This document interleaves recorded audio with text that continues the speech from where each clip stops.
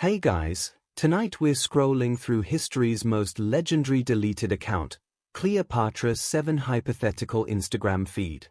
You're not just hearing about dusty scrolls, you're stepping barefoot onto sun-warmed marble in Alexandria's palace, smelling lotus blossom incense and donkey dung from the streets below.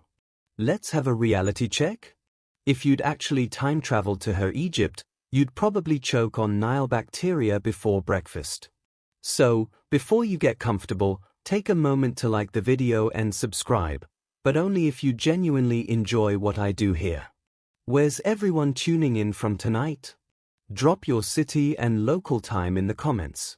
Now, dim the lights, maybe turn on a fan for that soft background hum, and let's ease into tonight's journey together. Our journey into the life of Cleopatra VII begins not on the battlefield or in the halls of Roman power, but within the sun-drenched, bustling heart of the Ptolemaic kingdom, the city of Alexandria. Imagine a young girl, perhaps 10 years old. Her bare feet make soft slapping sounds against the cool, polished diorite floors of the royal palace as she moves with the energy of youth. Towering papyrus columns rise around her like silent sentinels.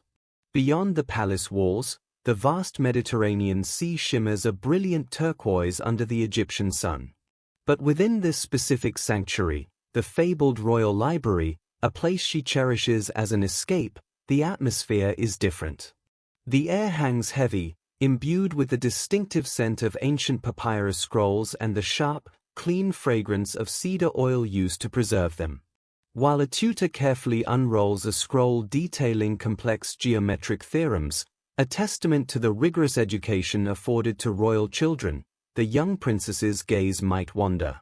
It drifts towards the great harbor, visible through grand archways, a constant hive of activity.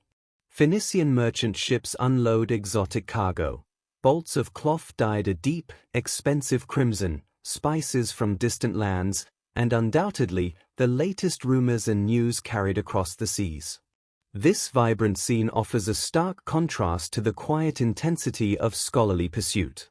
Her father, Ptolemy XII, known somewhat derisively as Orleats, the flute player, is absent. He is far away in Rome, engaged in a familiar and humiliating task, pleading with the Roman Senate for military support to maintain his shaky grip on the Egyptian throne. The political realities of dependence on Rome are a constant, unsettling backdrop to palace life.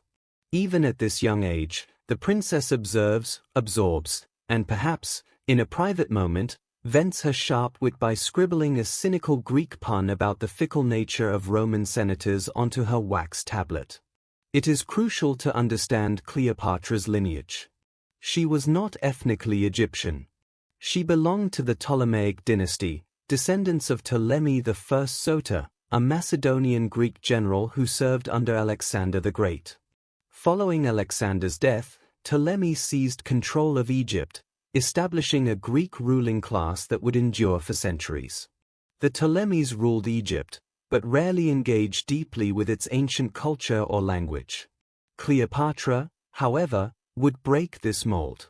She became the first and only ruler of her dynasty to take the significant step of learning the Egyptian language fluently, immersing herself in its complex religious customs and traditions, a strategic move that would later earn her crucial loyalty from the Egyptian populace.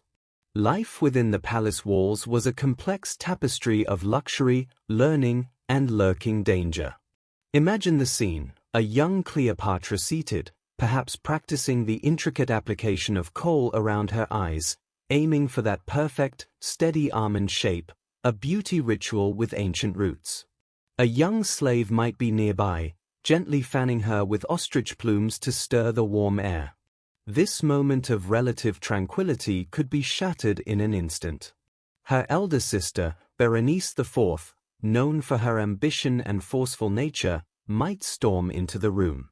Berenice had recently seized the throne, forcibly exiling their father, Orleats. Her words, dripping with contempt, cut deep. "Enjoy your paints and scrolls, little philosopher queen," she might sneer. Real rulers wield swords. The young princess learned a harsh lesson in that moment, witnessing her sister's ruthless ambition firsthand. The lesson was seared into her memory: trust within the Ptolemaic family was a fatal luxury. Years later, when Roman intervention restored elites to power, Berenice paid the ultimate price, executed on their father's orders. This early trauma profoundly shaped Cleopatra's understanding of power and survival. Alexandria itself was a marvel, a vibrant melting pot pulsating with energy. Stepping outside the palace confines, the city offered an intoxicating blend of intellectual pursuit and chaotic street life. Greek philosophers debated in the shaded colonnades, Egyptian priests performed ancient rites, Roman merchants haggled loudly, Jewish scholars studied scripture, sailors from across the Mediterranean exchanged tales, and snake charmers performed for curious crowds. The young Cleopatra, ever curious and intellectually restless, might slip away to the Museum, the great institution of learning attached to the library. Here, she could observe a dissection, likely of a Barbary ape, as human dissection was taboo, listening intently to anatomists explain the workings of the body. It was a place where the boundaries of knowledge were pushed. On these excursions, she would also encounter representatives of the growing power to the north. One might overhear a visiting Roman merchant, his voice thick with pride, boasting of the latest military victories achieved by the great General Pompey. Cleopatra would note not just the news, but the man's accent, his bearing, his inherent arrogance. The shadow of Rome, its insatiable appetite for power and control, was becoming an increasingly palpable presence, stretching further across the Mediterranean world with each passing year. Egypt's independence felt increasingly precarious. Family life, as dictated by Ptolemaic tradition, was fraught with tension and absurdity. Formal dinners could be deeply awkward affairs. Picture Cleopatra seated across from her much younger brother, Ptolemy. He was not just her sibling. According to the convoluted customs of their dynasty, he was also her designated future husband and co-ruler. The contrast between them was stark. While Cleopatra absorbed politics, languages, and statecraft, her brother might be preoccupied with childish concerns, perhaps spilling wine on an expensive leopardskin tunic, his expression one of petulance rather than princely dignity. He embodied the frivolity and political naivete that plagued the later Ptolemies. One can imagine Cleopatra's internal monologue during such a meal, a dry commentary highlighting the absurdity of their situation. While her co-ruler debated whether figs constituted a proper meal, her own mind wrestled with complex issues like maritime trade tariffs vital to Egypt's economy. The priorities within the royal household were painfully misaligned. In the quieter hours, perhaps beneath a ceiling adorned with deep blue lapis lazuli tiles mimicking the night sky, Cleopatra would delve deeper into understanding the forces shaping her world. Scrolls detailing the military campaigns of Julius Caesar in Gaul would be spread before her. She studied his tactics, his ruthlessness, his rise to prominence. Her handmaiden, perhaps a trusted confidant named Ias, might softly interject while mixing honey into the princess's wine, "They say Caesar fears nothing." To this, the young queen-in-waiting might offer a knowing, perhaps slightly cynical, smile. Her understanding of power dynamics, even then, was acute. "Everyone fears something," she might reply thoughtfully. "Even the fiercest Nile crocodile gives way to the hippopotamus." Her mind, however, was already looking beyond Caesar, analyzing the intricate web of Roman politics. Dipping her reed pen into ink, she would make a strategic note: discover Pompey's weakness. Understanding the vulnerabilities of Rome's powerful men was not mere curiosity, it was a necessity for survival. The peace of this study session might be abruptly broken by the sound of crashing pottery, her brother Ptolemy, indulging in some boisterous game, perhaps attempting chariot races using the palace cats. In that moment, a weary sigh might escape Cleopatra. Governing Egypt, with its immense wealth and strategic importance, presented enough challenges. governing alongside the often chaotic and self-destructive tendencies of her own Ptolemaic family added a layer of exhausting drama. Yet, one senses that even then, she understood this complex, dangerous game was her destiny, and perhaps, in its own way, the crucible that would forge her legendary resolve. Section 2. Cleopatra VII, the coup and escape from Alexandria. The year is 51 BCE.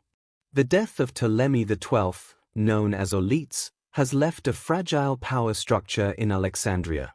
By his decree, joint rule falls to his 18-year-old daughter, Cleopatra VII, and her significantly younger brother, Ptolemy, now technically both sibling and husband according to Ptolemaic custom.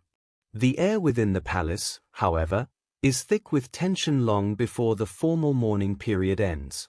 It carries the acrid scent of burnt papyrus, perhaps from the finance minister's office, mingling unnervingly with the overpowering, cloying fragrance of cedar pomade favored by the adolescent Ptolemy. The young pharaoh, 14 years old and all awkward limbs, moves with an inflated sense of importance, constantly shadowed by his formidable regent, the eunuch Pothinus. Pothinus's smile is famously thin, as fragile and potentially treacherous as paper made from Nile reeds. The palace, draped in the finest silks, feels less like a seat of power and more like a den of vipers poised to strike. The confrontation is inevitable.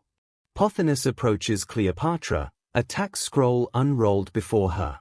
His words are carefully chosen, laden with implication. Pharaoh Ptolemy requires your seal on the grain Levi increase. He deliberately emphasizes the young boy's title, subtly undermining Cleopatra's equal authority. Her gaze shifts to her brother. Ptolemy is preoccupied, perhaps fastening jeweled scarabs onto his sandal straps, seemingly oblivious to the weight of the moment. Cleopatra's response is deceptively soft, probing the true source of the demand: requires? Or advises? The question hangs in the air. Ptolemy looks up, confusion clouding his features. Pothinus's knuckles tighten, the only visible sign of his irritation. The dynamic is painfully clear. A puppet pharaoh manipulated by an ambitious regent whose intentions are as sharp as hidden daggers. Outside the palace walls, the city simmers with unrest. Cleopatra, performing her royal duties, rides her chariot along the Grand Canopic Way.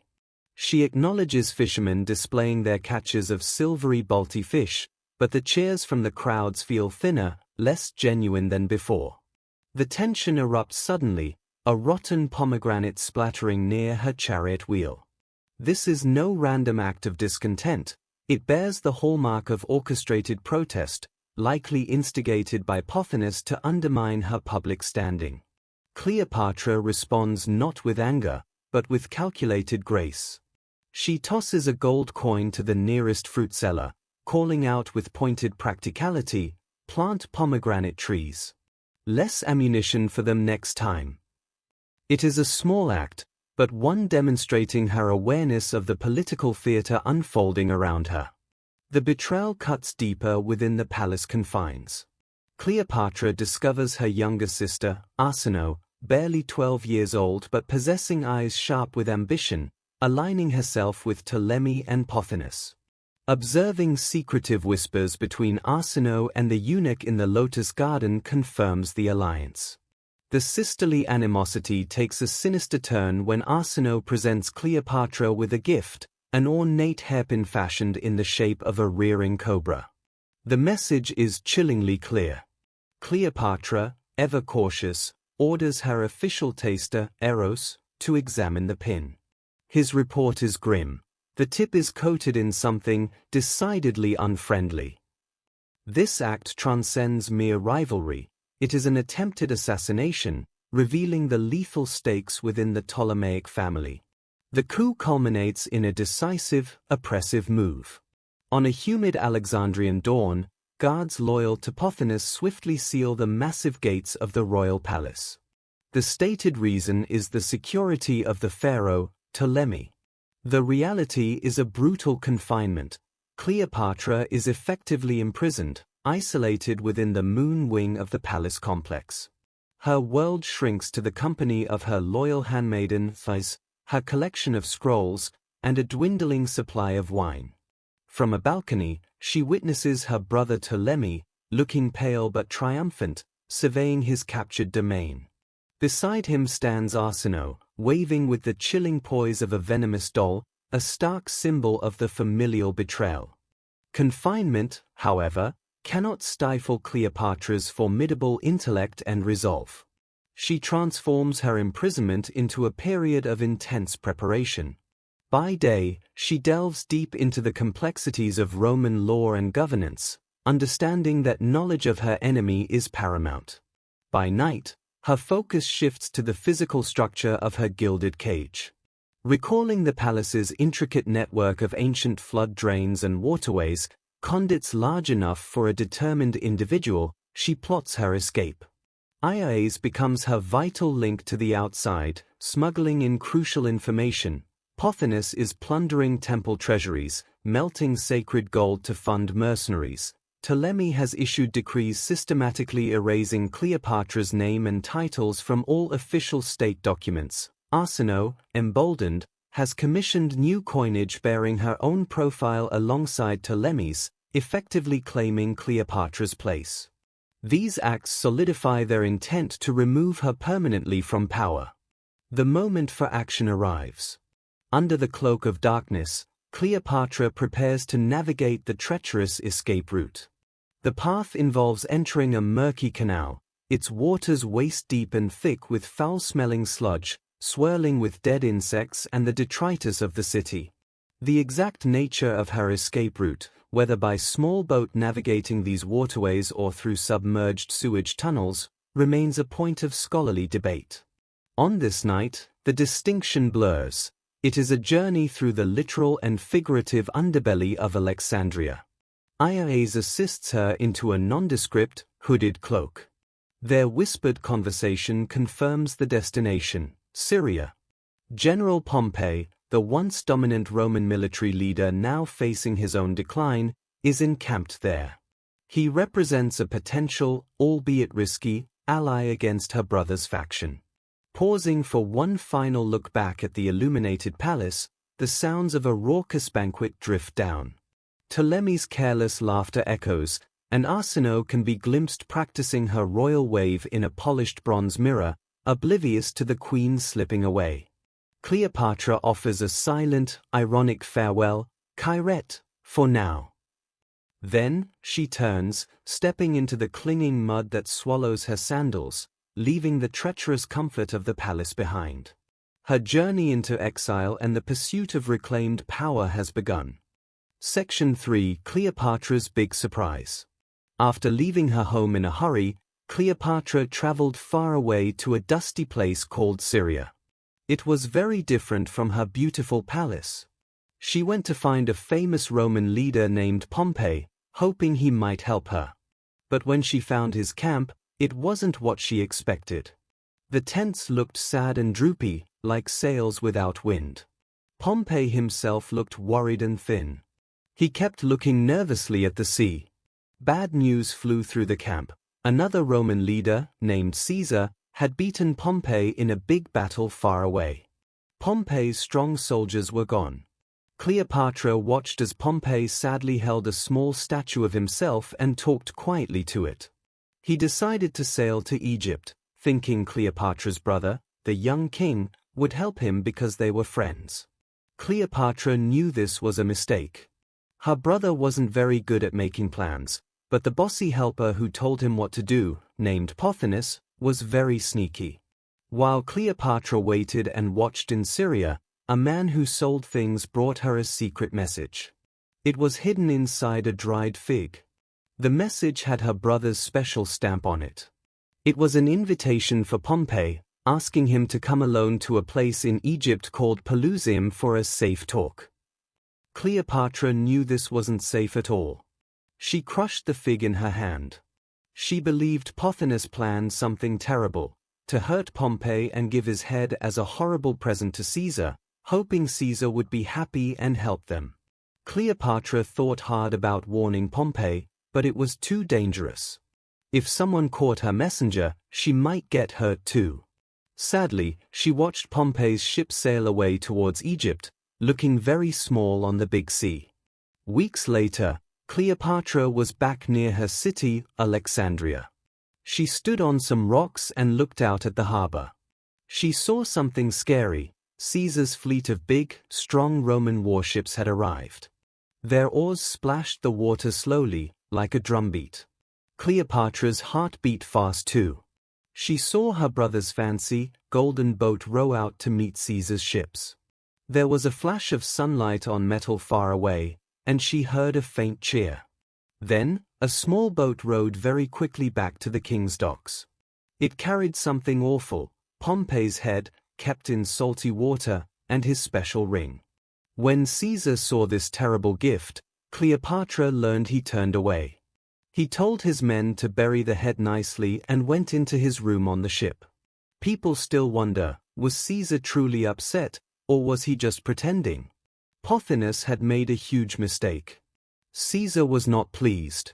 He marched right into Cleopatra's royal palace and made himself at home, like a strong animal settling into a fancy doghouse. Cleopatra's brother, the young king, acted very nervous and tried too hard to be nice. Her younger sister, Arsinoe, acted proud and important. Cleopatra watched all this from a hiding place near the busy docks. She wore simple clothes like a merchant's wife, with messy eye makeup and rough linen. Caesar's guards were everywhere. Getting near him seemed impossible. She needed a plan. Suddenly, a wild idea popped into her head. It was risky and maybe a little silly, but it was very clever. She called her strongest and most loyal guard, Apollodorus. He was big and very quiet. She told him, "Find me the very best, strongest, and most expensive rolled-up carpet in the whole city.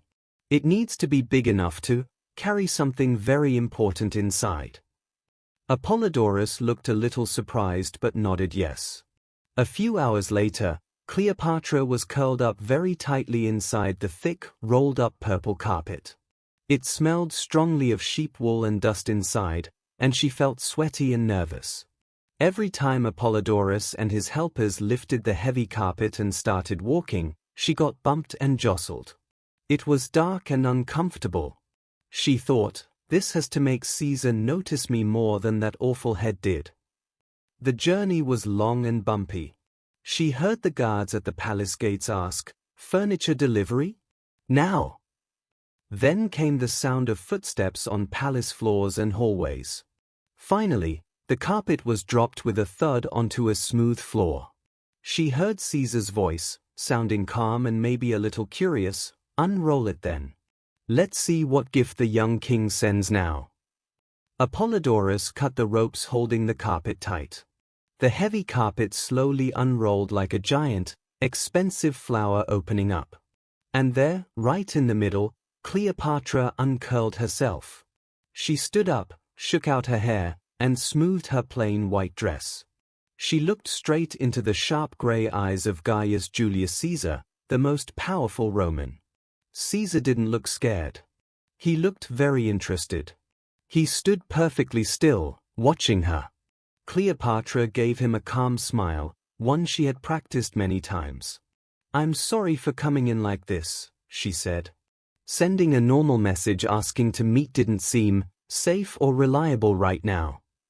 Caesar didn't laugh, but she saw the tiniest smile start at the corner of his mouth. He pointed to a chair. "Would you like some wine?" As they talked, about Rome, about Egypt, about what happened to Pompey, about her right to rule, Cleopatra could see Caesar thinking hard. He wasn't just listening to her words, he was figuring out how smart she was. She talked about important things Egypt could give Rome, like food, grain, and money Egypt owed, and how the people of Alexandria felt. Caesar's eyes sparkled. He understood someone who knew how to lead and make plans. Cleopatra knew then that her brother's time pretending to be the main ruler was over. Caesar had found someone much more interesting to talk to. And she thought to herself, Rolled up in a carpet is definitely not the most comfortable way to travel. Section 4: Cleopatra and Caesar on the Nile. The year is 47 BCE. The air carries the sweet scent of hibiscus wine mixed with the damp, earthy smell of wet papyrus from the riverbanks.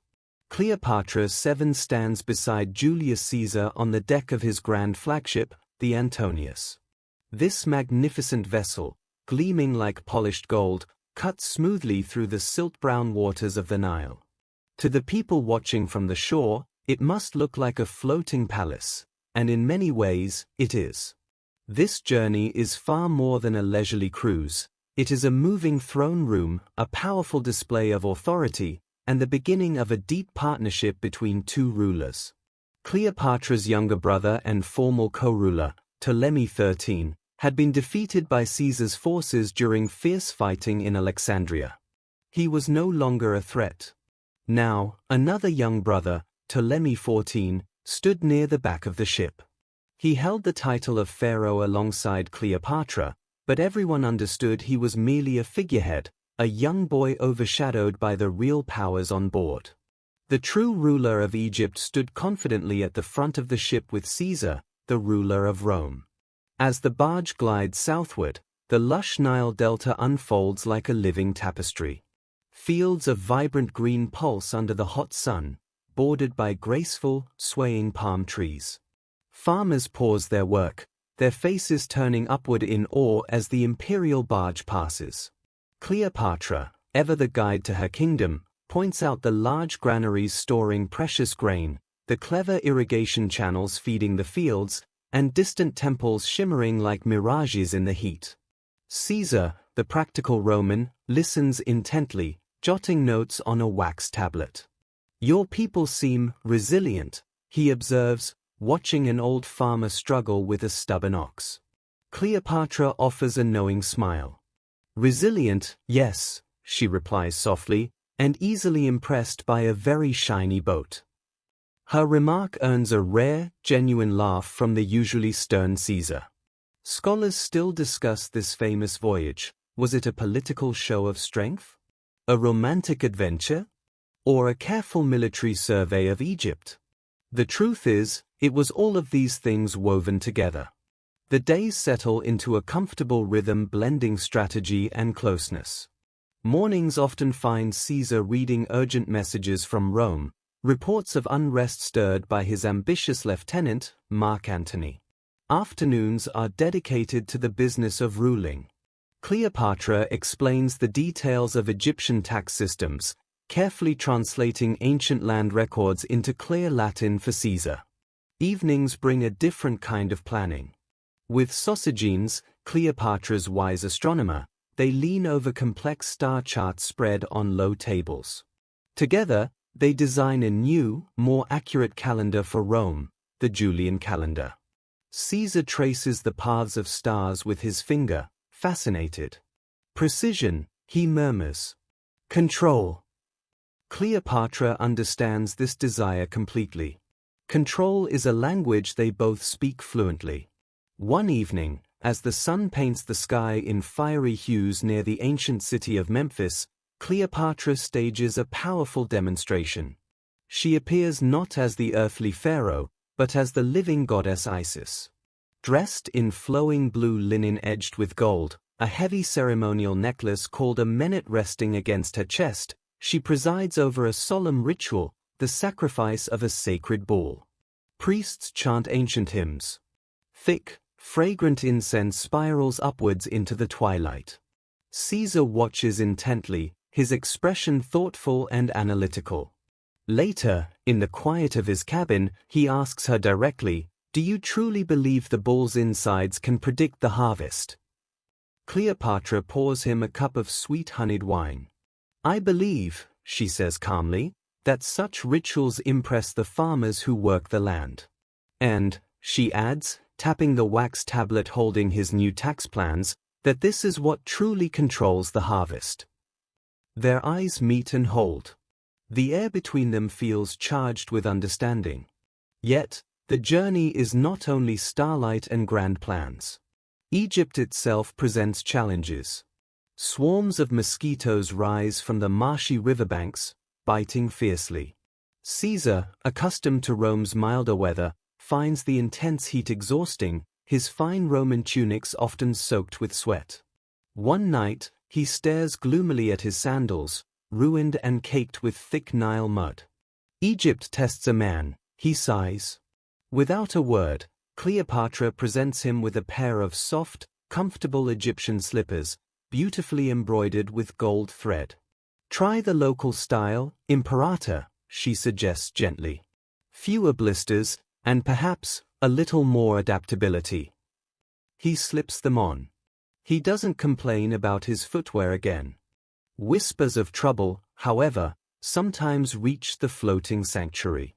Cleopatra's younger sister, Arsinoe, had managed to escape during the chaos in Alexandria.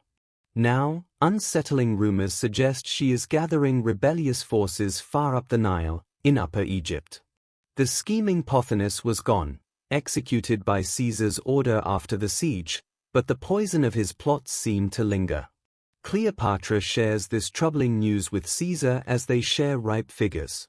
His jaw tightens visibly.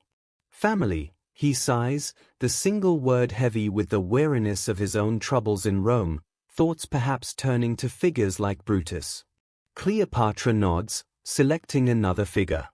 A burden shared by all rulers, she agrees quietly.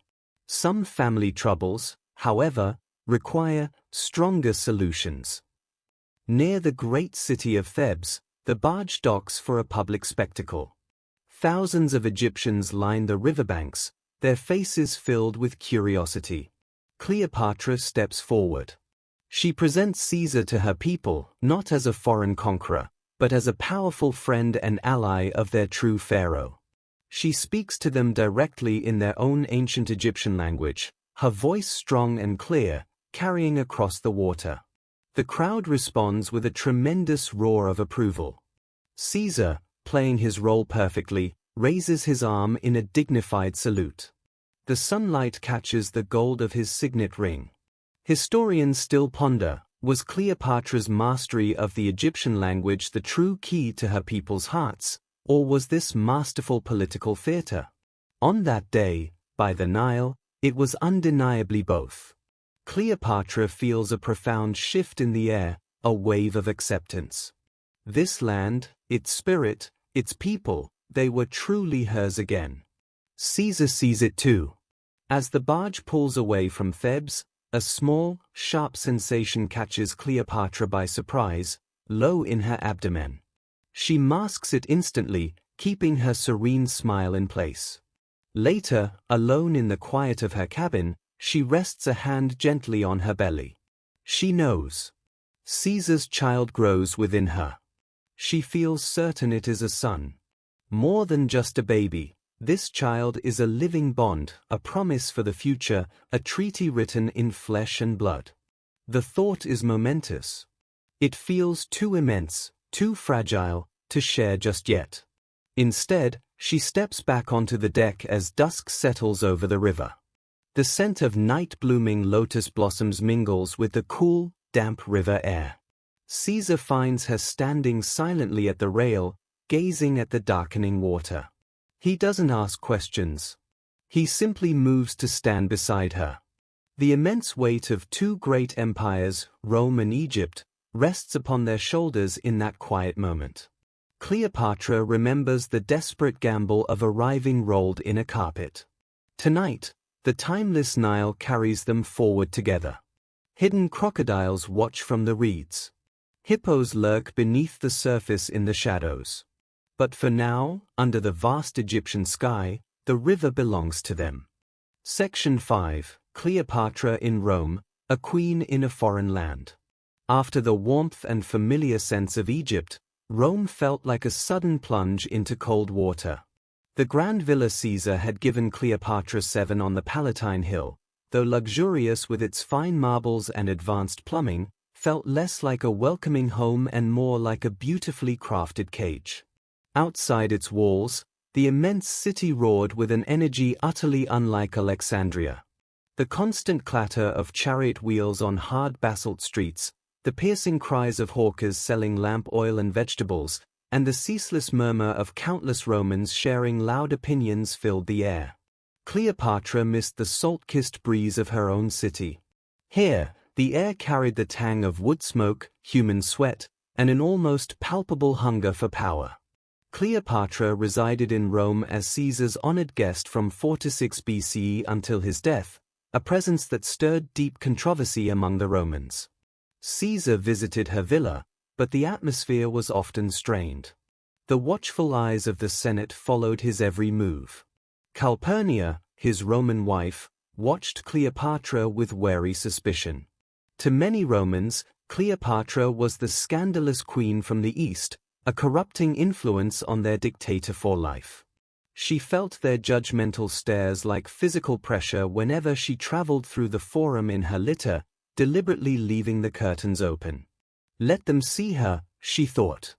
Let them see the living embodiment of the goddess Isis. Let them whisper. Her true focus was Caesar, but his mind was pulled in many directions, planning a major military campaign against Parthia in the east, managing the delicate egos of powerful senators, and countering dangerous whispers that he sought to become a king. Cleopatra offered him valuable insights about Eastern supply routes and politics.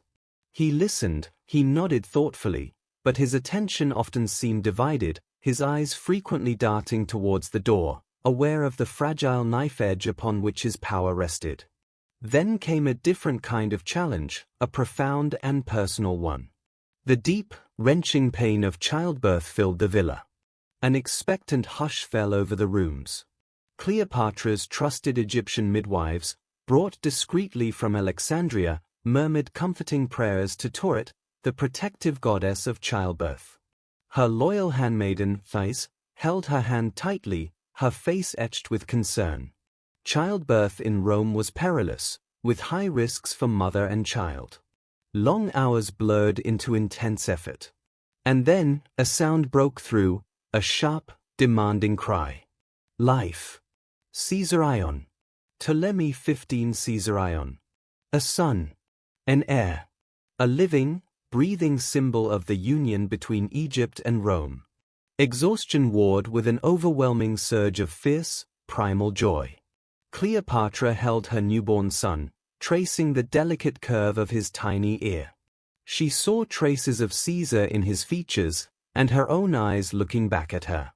Caesar arrived swiftly, still bearing the dust of the Senate floor. He looked at the infant, then at Cleopatra. For a brief, unguarded moment, the calculating politician vanished. Raw awe softened his stern features. He reached out a calloused finger and gently touched Caesarion's cheek. "He is strong," was his simple pronouncement, but the profound weight in his voice conveyed far more. He approved.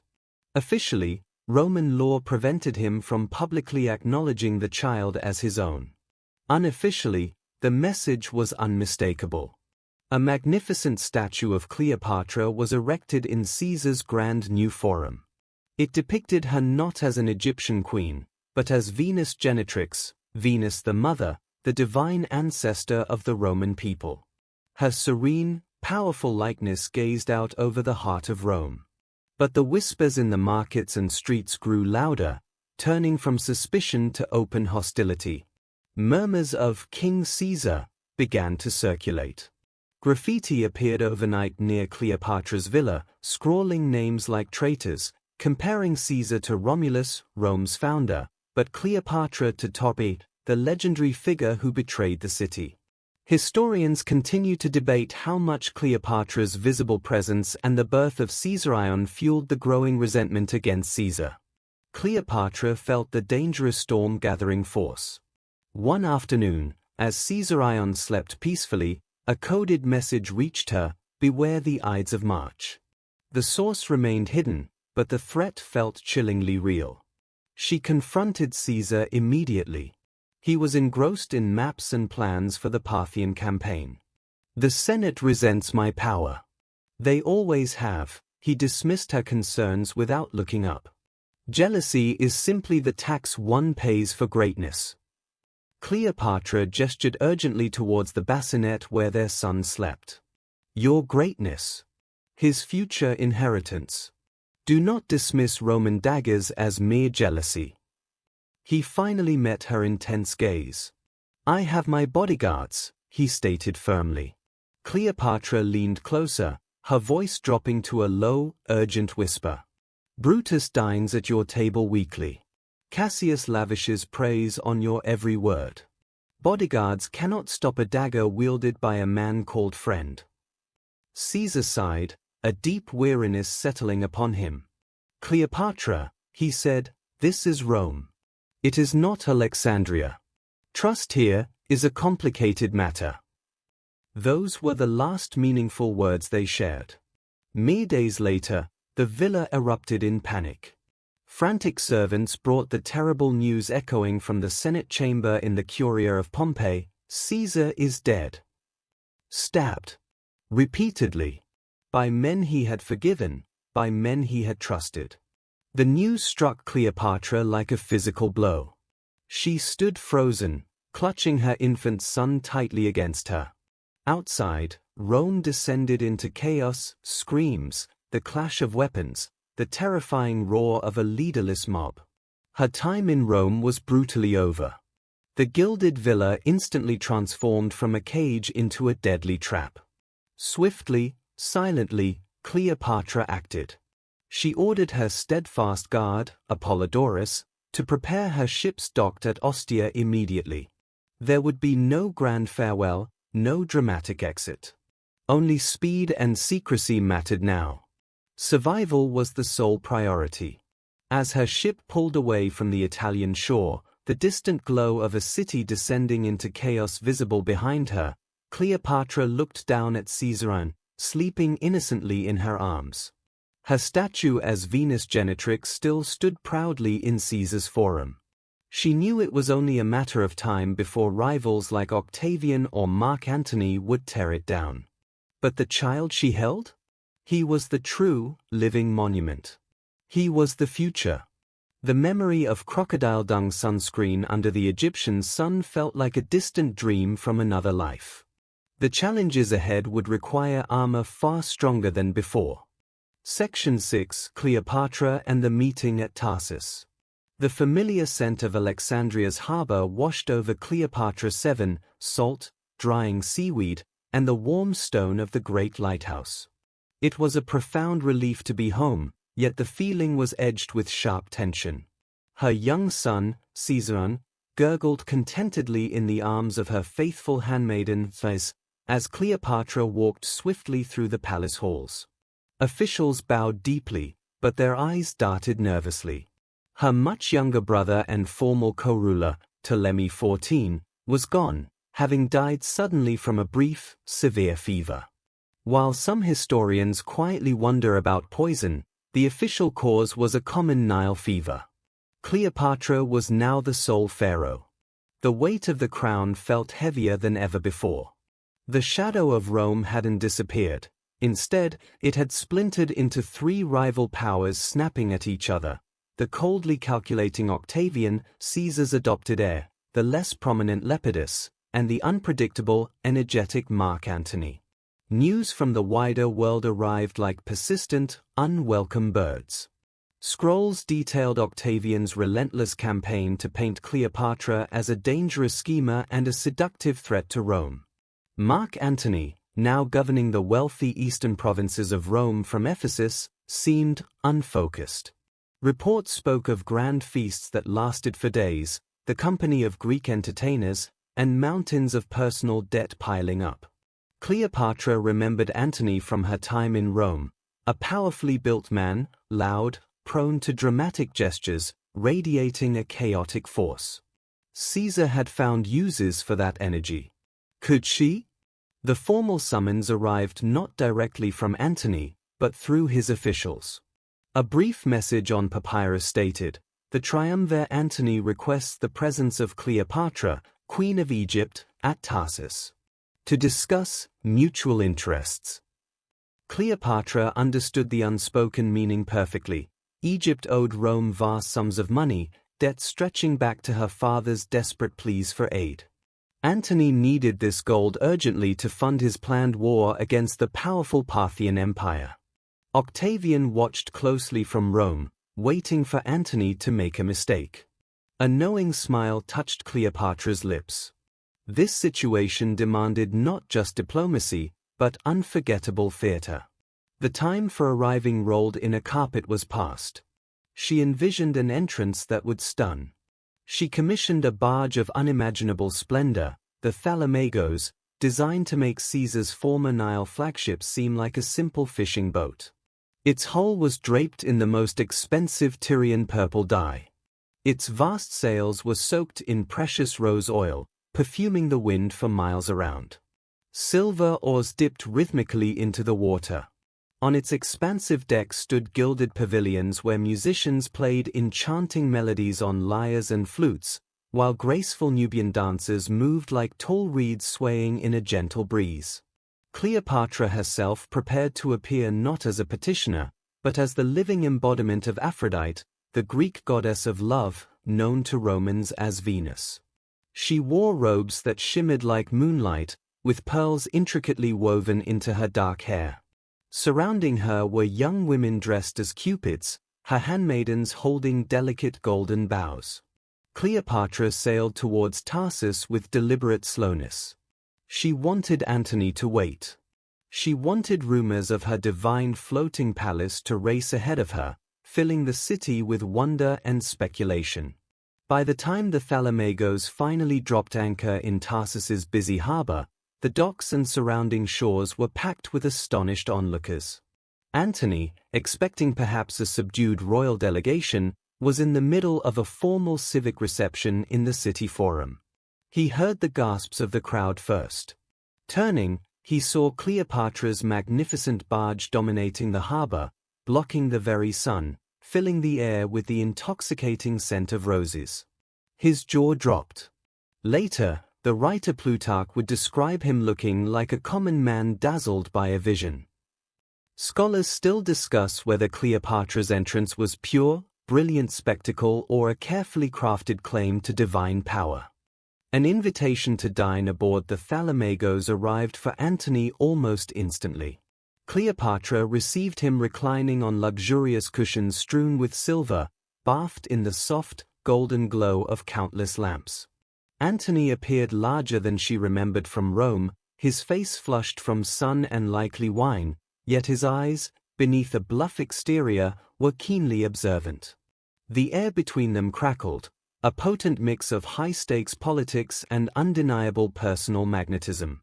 Antony tried to begin with blunt force. Egypt's debts to Rome are considerable, Majesty. Cleopatra responded with effortless grace.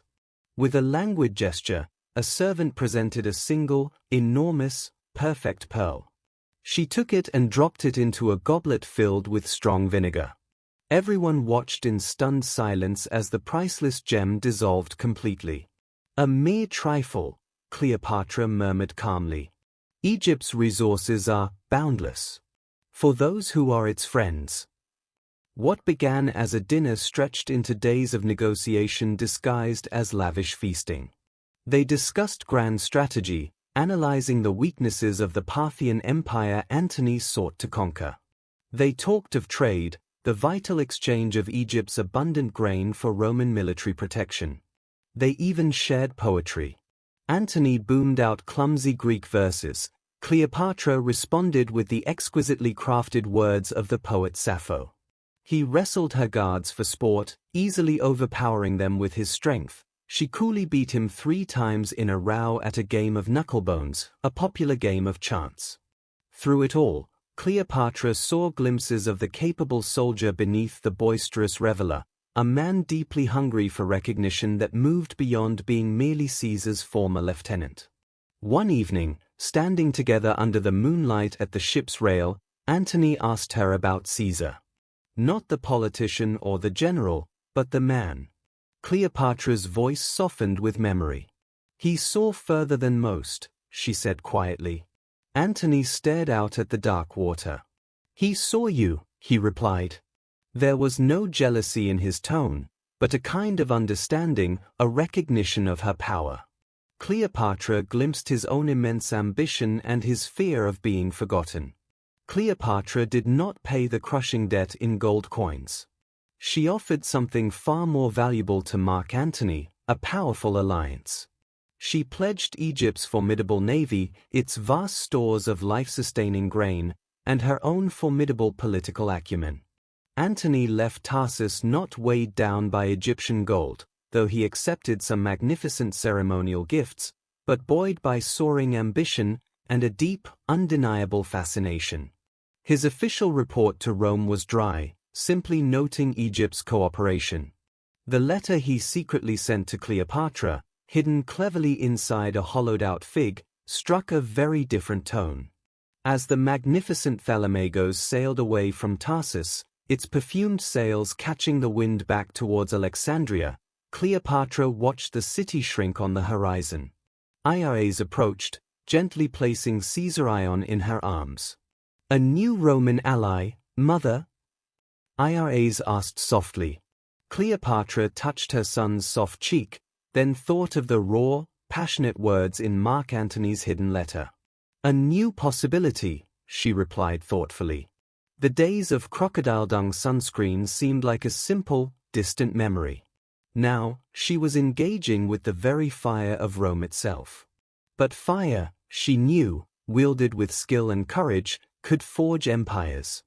Section 7, Cleopatra and Antony in Alexandria. Alexandria's harbor welcomed Cleopatra VII home with more than just familiar scents. It seemed to bask in the energy of her powerful new alliance. Weeks later, Mark Antony arrived, shedding the stiff formality of Roman politics like an unwanted cloak. He burst into the city not as a stern envoy, but as a vibrant force of nature, his laughter booming through the palace courtyards, clasping Egyptian generals like long-lost friends, and immediately demanding to see the legendary Pharos lighthouse.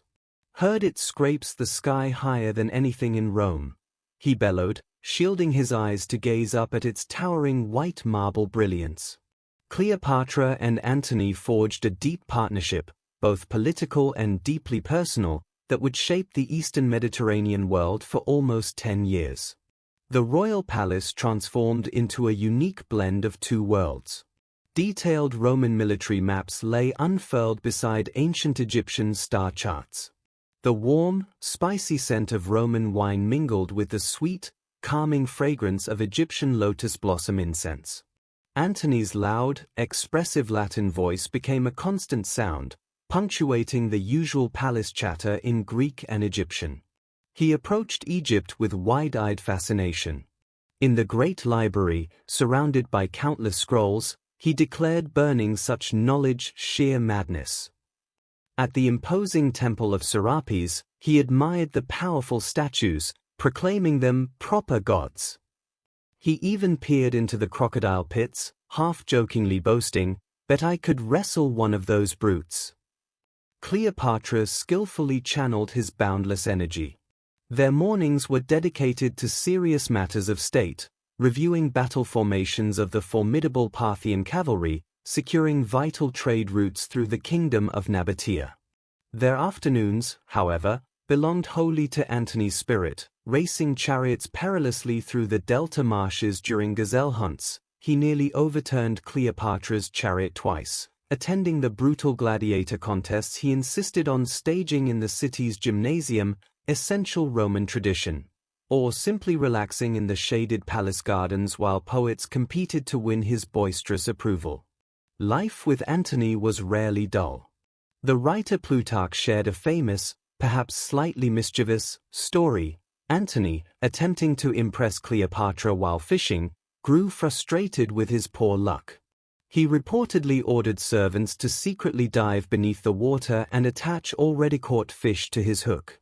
Cleopatra, sharp-eyed as ever, saw through the ruse instantly. The very next day, she arranged for her own diver to swim down and attach a large, very obviously preserved and salted fish to Antony's line. His expression upon hauling it in, Plutarch noted, was utterly priceless.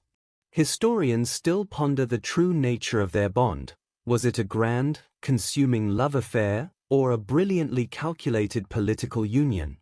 Watching Antony struggle earnestly, and often comically, to master even simple Egyptian greetings suggested it might well have been a powerful mixture of both. Together, Cleopatra and Antony wielded power like perfectly matched instruments.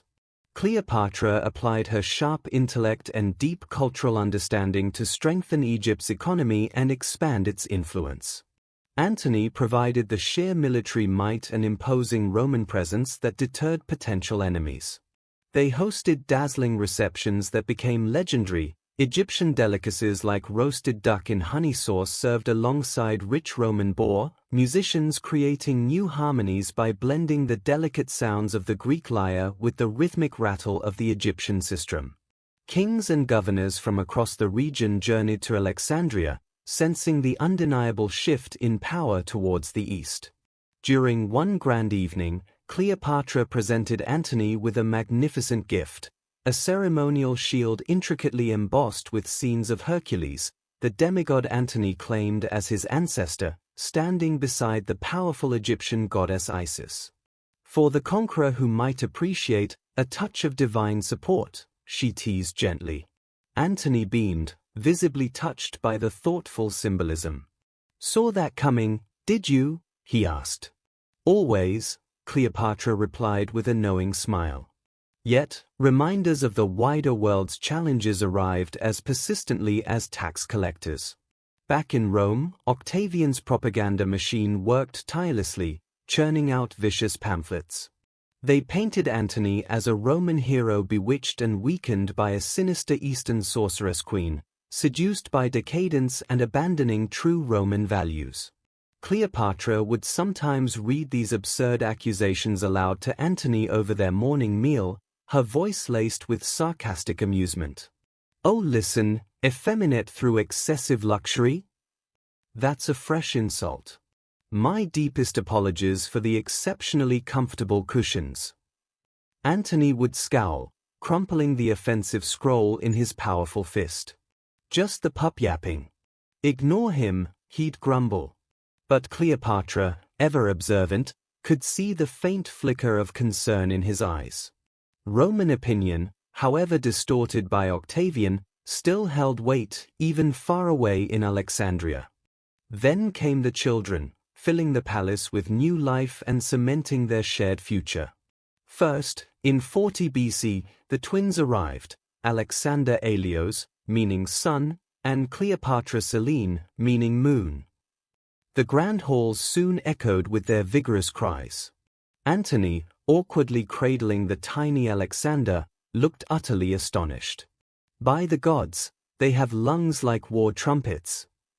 Cleopatra, weary but radiant, smiled. "They take after their father," she replied. 2 years later, their brother Ptolemy Philadelphus completed the family. This growing brood represented a living, breathing dynasty, Caesarion, Cleopatra's son by Julius Caesar, destined to inherit Egypt and his father's legacy, Alexander Helios, envisioned as the future ruler of lands like Armenia and Media, Cleopatra Selene, destined for Cyrenaica and Libya, and young Ptolemy, intended for Syria and parts of Asia Minor. It was an immense vision, breathtaking in its scope. Antony flourished in his role as partner and protector of this Egyptian realm. He drafted official proclamations granting Cleopatra significant territories, the island of Cyprus, parts of Cilicia, and Crete. Plans were laid for a grand spectacle known as the Donations of Alexandria. This lavish public ceremony would see Antony formally bestow vast eastern kingdoms upon Cleopatra and their children, a direct and bold challenge to Octavian's authority in Rome. It was a declaration to the world. This was the new center of power. One clear evening, standing high within the palace and watching the sweeping beam of the Pharos lighthouse cut across the dark harbor waters, Antony draped a strong arm around Cleopatra's shoulders. "We'll show Rome what true power looks like, Pharaoh," he declared, his voice filled with conviction. "Not their endless squabbling in the Senate. Us." That confidence, that shared vision, was intoxicating. It was also perilous. Cleopatra leaned into his embrace, the sharp, salt-laden wind cool against her face. The simple days of crocodile dung sunscreen under the Egyptian sun felt like a story from another lifetime. Now, they were shaping the map of empires, writing their children's names across kingdoms, backed by the formidable strength of Roman legions. In that moment, Octavian's hateful pamphlets felt very distant indeed. The decisive move had been made. The future awaited. Section 8. The Donations of Alexandria. The air inside Alexandria's grand gymnasium arena hung thick and heavy, scented with expensive myrrh, the sweat of the assembled crowd, and an almost electric sense of anticipation. Beneath the elevated royal platform, a diverse multitude waited: elegant Alexandrian nobles, richly dressed Persian governors, Roman military officers wearing uneasy smiles, and merchants from distant Palmyra clutching bolts of their finest silk. Cleopatra VII adjusted the weight of her heavy diadem, crafted from solid gold and shaped like two intertwined serpents, where it pressed against her brow. Beside her, Mark Antony radiated a bullish confidence, deliberately dressed in a manner sure to shock Roman sensibilities, a flowing Greek-style tunic dyed deep imperial purple, with a gilded crown of ivy leaves resting casually upon his curls. He presented himself as the living union of Dionysus, the Greek god of revelry, and Osiris, the powerful Egyptian lord of the afterlife. This was the setting for the extraordinary event known as the Donations of Alexandria in the year 34 BCE, where Antony would formally grant vast territories to Cleopatra and their children, declare her son Caesarion the true heir of Julius Caesar, and divide eastern kingdoms among their young offspring. The ceremony began with a piercing fanfare of trumpets that instantly silenced the murmuring throng. Mark Antony rose to his full height. His powerful voice, accustomed to projecting across battlefields and the vast spaces of the Roman Forum, boomed out with startling clarity. "People of the East, valued allies, esteemed friends," he proclaimed, gesturing grandly towards Cleopatra. "Behold Cleopatra Philippator, Queen of Kings, sister to the sun god, beloved of the goddess Isis." Each title was more magnificent than the last, designed to elevate her beyond mortal rulers. The Alexandrian citizens roared their fervent approval. Among the Roman officers, however, there was visible discomfort. Glances were exchanged, shoulders stiffened. Cleopatra knew Octavian's spies would be recording every word with frantic urgency. Then came the heart of the spectacle, the bestowal of kingdoms. Antony summoned Cleopatra's children forward, each dressed as a miniature deity. First came Caesar, now 13 years old, tall and carrying himself with a solemn dignity in his white tunic edged with gold. Antony placed a firm hand on the young man's shoulder. "Ptolemy 15 Caesar," his voice thundered. "True and rightful son of Gaius Julius Caesar. Acknowledged as such by Rome's true representatives. I declare him King of Kings." To Caesarion, Antony granted the rich island of Cyprus and the fertile lands of Libya. Scholars still ponder the depth of this declaration. Was it a genuine recognition of Caesarion's birthright, or a masterful piece of political theatre aimed squarely at undermining Octavian's claim as Caesar's heir? Next came the 6-year-old twins. Alexander Aelios, draped in shimmering golden cloth like a miniature sun god, wore a radiant diadem upon his head. In a move calculated to astonish, Antony knelt before the young boy. "Alexander Aelios," he announced, "I name you King of Armenia, King of Media, and King of Parthia." A collective gasp swept through the arena. Parthia? This was Rome's most formidable, unconquered enemy. Antony's promise hung in the air like a direct challenge to fate itself. His sister, Cleopatra Selene, resplendent in silver robes adorned with moonstones, was then proclaimed Queen of Cyrenaica and the island of Crete. Finally, little Ptolemy Philadelphus, barely 2 years old and clutching the finger of his nursiers for balance, toddled forward. "Ptolemy Philadelphus!" Antony boomed, sweeping the toddler up onto his hip with a conqueror's grin. "I name you King of Syria and King of Asia Minor." The sheer scale of the grants to such young children was breathtaking. Cleopatra remained seated throughout, her expression as serene and inscrutable as the goddess Isis she embodied. Yet her mind moved swiftly. This display was magnificent, audacious beyond measure. Was it also perilously rash? Antony's pronouncements did far more than redistribute land. They tore apart the fragile agreement of the Roman triumvirate and openly defied the authority of the Senate in Rome. Octavian would inevitably scream treason. Cleopatra observed the reactions, the flicker of panic on some Roman faces, the calculating gleam in the eyes of Eastern kings sensing a shift in the winds of power. The ceremony reached its zenith. Antony presented Cleopatra herself with significant territories: the strategic city of Chalcis in Syria, valuable lands in Cilicia, and the immensely profitable balsam groves of Jericho, sources of great wealth and rare perfumes. Then, turning back to the hushed crowd, his voice dropped to a low, resonant growl laden with meaning. "And to the Queen of Kings," he declared, "whose wisdom nourishes and whose grace sustains the entire East, I bestow the sacred title, Queen of Kings, and of her sons who are kings." The unprecedented title settled over the silent arena, thick with incense and tension. Absolute. Unchallenged in the moment. Cleopatra rose. The response was deafening, a tidal wave of adoration from the Alexandrians who wept, cheered, and showered the dais with flowers. She raised her arms, accepting the tumultuous acclaim and the immense, terrifying weight of Antony's gamble. Her gaze, sweeping the crowd, locked for an instant with the pale, furious face of a Roman quaestor. The message was unmistakable, and she knew it would reach Octavian: "We have made our move." Later, in the torchlit quiet following the extravagant feast, Cleopatra found Antony alone on a palace balcony. Below, the city still hummed with the energy of the day's events. He was flushed with wine and the thrill of triumph. "Did you see their faces?" he laughed, refilling his golden cup. "Like a flock of pigeons scattered by a hawk." Cleopatra leaned against the cool marble balustrade.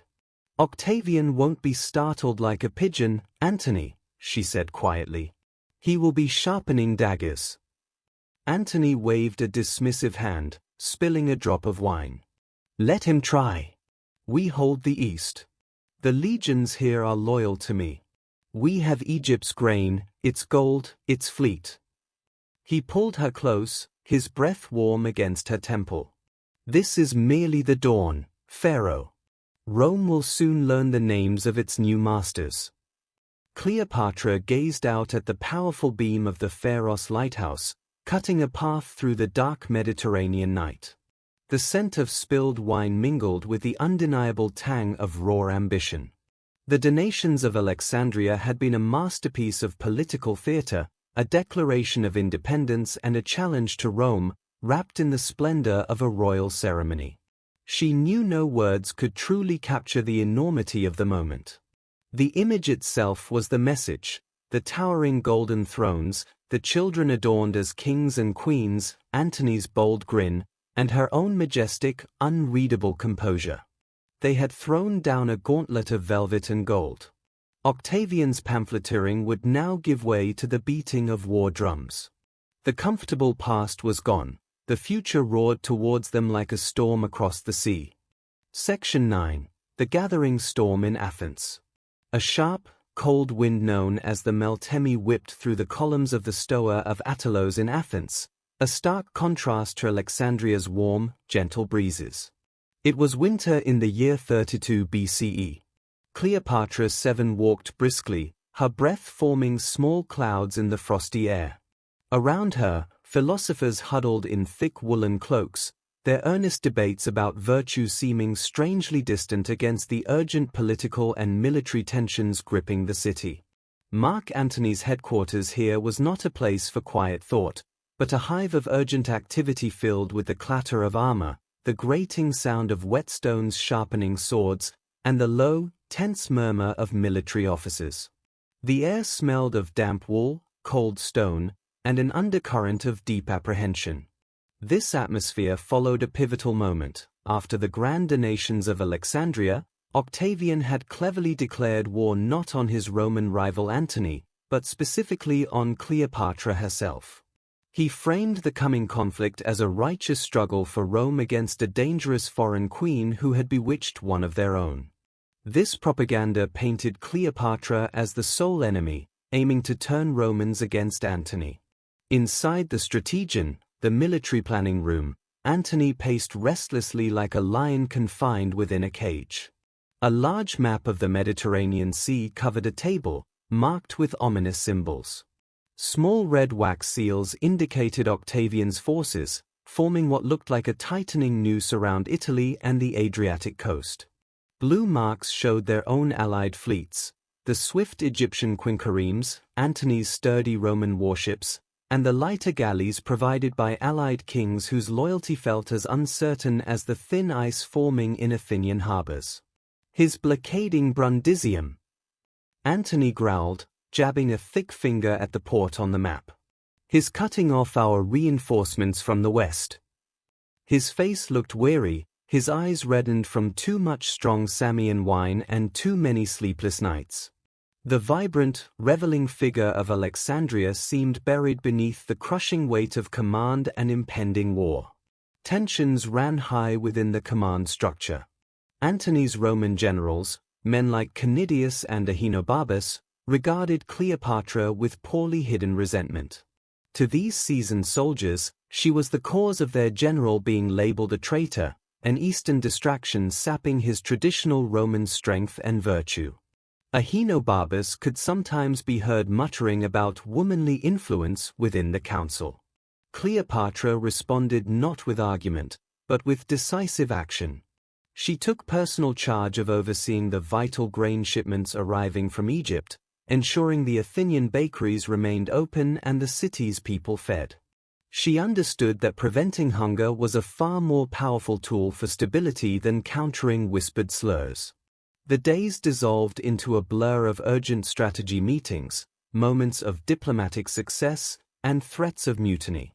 Envoys arrived from kingdoms like Media, bearing gifts of deep blue lapis lazuli and offering promises of cavalry support, their eyes watchful of Octavian's growing power.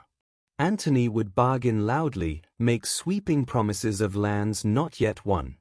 Alongside him, Cleopatra focused on the practical realities, calculating the actual yields of grain harvests, identifying navigable rivers for crucial supply lines, and securing the vast amounts of gold needed to keep hired mercenary captains loyal. One bitterly cold dawn, as Cleopatra reviewed reports on ship construction in her chilly room, Antony stumbled in, the heavy scent of wine clinging to him. "He dares call me effeminate, Cleo," he slurred, waving a hand vaguely towards Italy.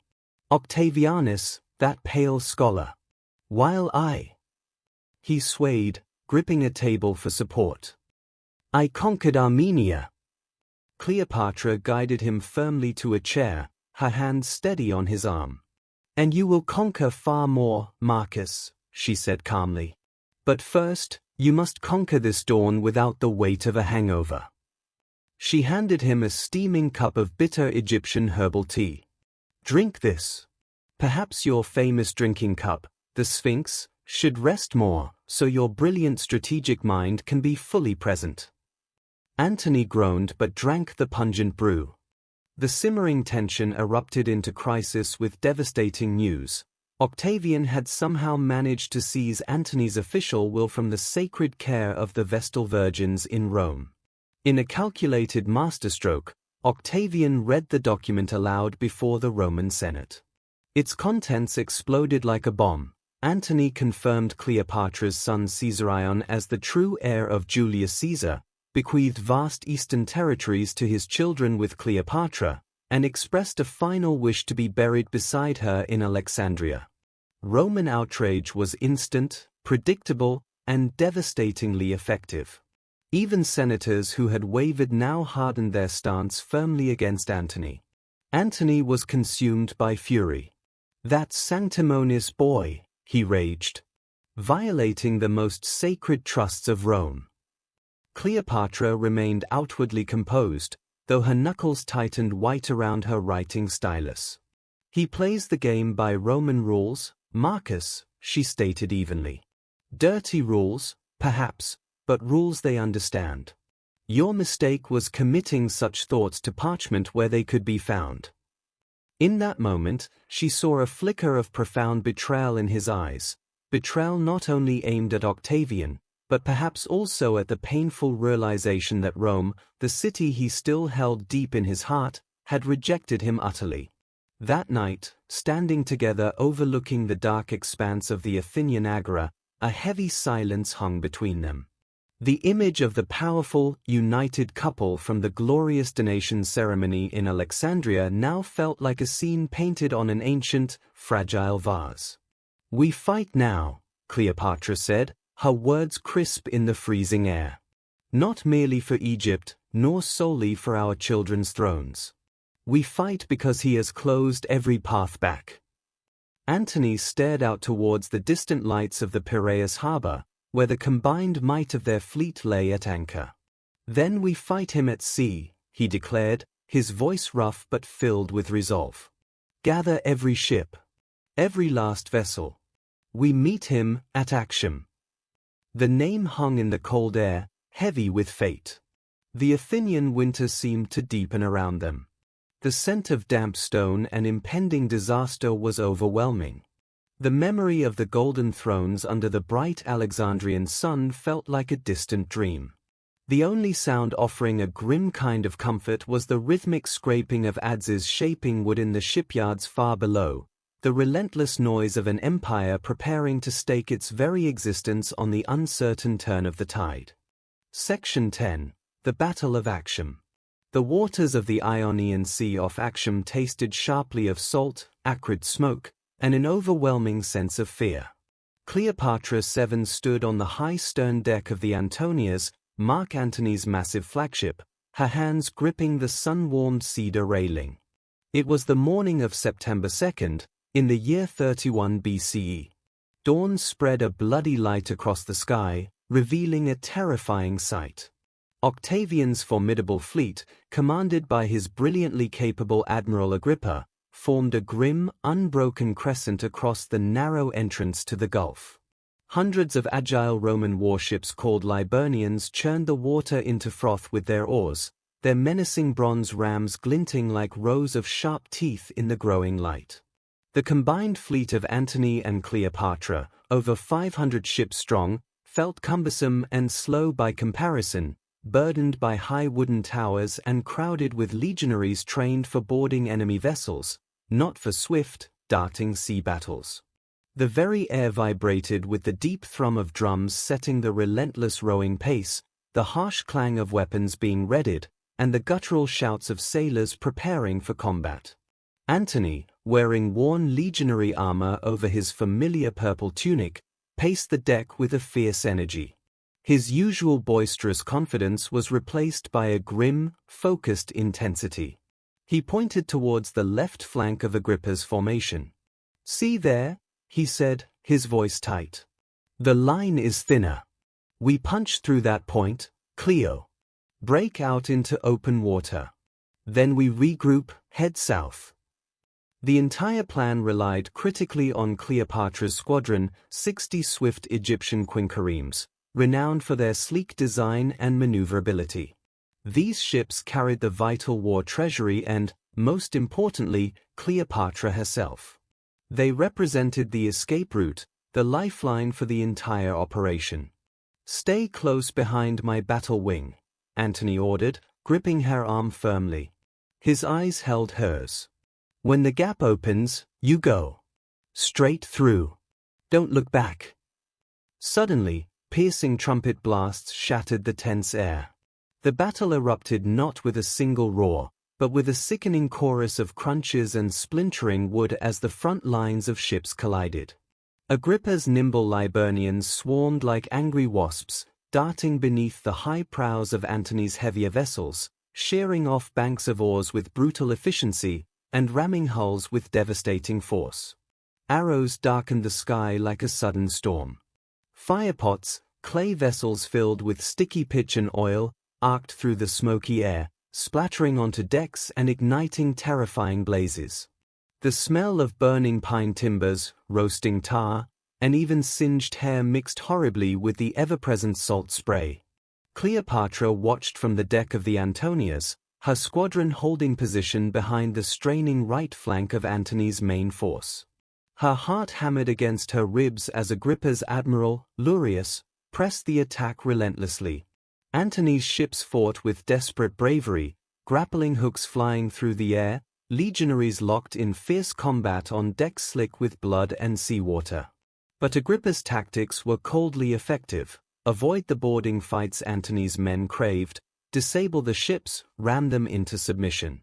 Nearby, a Roman hexareme groaned like a wounded beast, holed below the waterline, listing violently as panicked screams rose from within its sinking hull. Then, the signal flared from Antony's flagship, a sudden blaze of crimson fire cutting through the grey battle smoke. Cleopatra's seasoned Egyptian admiral barked swift orders. Sails snapped open, catching the uncertain wind. Oars plunged deep into the churning water. The swift Egyptian squadron surged forward, not directly into the maelstrom, but skirting its edge, aiming for the narrow sliver of sea Antony's forces were trying desperately to prise open. It was like threading a needle while surrounded by giants locked in a deadly brawl. Agrippa's sharp-eyed commanders reacted instantly. 2 swift Liburnians peeled off from the main engagement, sleek predators darting towards Cleopatra's lead vessel. Egyptian archers loosed a disciplined volley. One attacker faltered, its oars tangled and useless. The other rammed a slower transport lagging behind Cleopatra's squadron, the impact sending a shudder through the water that could be felt aboard her flagship. Cleopatra gripped the rail until her knuckles turned white, tasting the sour tang of dread and the sharp vinegar she had sipped earlier. The flagship Antonias sliced cleanly through the gap, followed swiftly by the rest of the agile Egyptian warships. They were through. The open sea beckoned beyond the chaos. A ragged, relieved cheer rose briefly from her sailors. But it died almost instantly. Cleopatra glanced astern, back towards the horrifying tableau of action. Cold dread coiled in her stomach. Antony's flagship, the mighty Antonias itself, wasn't following. It was locked in a death grapple, completely surrounded by enemy vessels. And then, she saw him. Not standing defiant on his command deck, not directing the battle. He had transferred to a smaller, lighter galley. He was abandoning his own flagship, his legions, his carefully laid plan. He was rowing frantically, directly towards her. The sight was catastrophic. Witnessing their commander flee shattered the spirit of Antony's fleet. Resistance dissolved like smoke. Ships began lowering their sails in surrender. Others became towering pyres, consumed by fire and despair. The triumphant blare of Agrippa's victory horns echoed mockingly across the water, a cruel counterpoint to the desperate screams of drowning men. Moments later, Antony scrambled aboard Cleopatra's flagship. His armor was dented, his face ashen beneath the grime, reeking of smoke and thick with shame. He avoided her searching gaze. "Had to reach you," he gasped, collapsing weakly against the sturdy mast. The unspoken implication hung heavy in the air. He had chosen personal survival over his army, his honor, and the fate of thousands. The wind filled the Egyptian sails, carrying them swiftly south, away from the carnage staining the horizon with smoke. The silence on Cleopatra's deck was profound and crushing, broken only by the rhythmic splash of oars and Antony's ragged, uneven breathing. The golden confidence of the donations of Alexandria lay shattered on the floor of the Ionian Sea, alongside hundreds of ruined ships and the broken dreams of an empire. The path ahead led only to Alexandria, a city that now seemed to smell not of lotus blossoms, but of burnt timber, bitter defeat, and a despairing future. Section 11. The Siege of Alexandria. The familiar scent of Alexandria struck Cleopatra VII with the force of a physical blow after the harsh, salty sting of defeat at sea. The heady perfume of lotus blossoms now mixed unsettlingly with the sharp tang of panic sweat, and the sweet smoke of incense burned desperately to mask the underlying reek of fear. Her flagship, the battered Antonias, limped into the great harbor, its sails ragged and torn, many oars splintered or missing. Crowds lined the heptastadian causeway, but their cheers sounded thin and brittle, lacking true heart. They saw the gaping wounds in the hulls of the returning Egyptian warships, the haunted emptiness in the sailors' eyes, and the way Mark Antony slumped heavily against the railing, staring at the towering Pharos lighthouse as if he feared it might dissolve before him.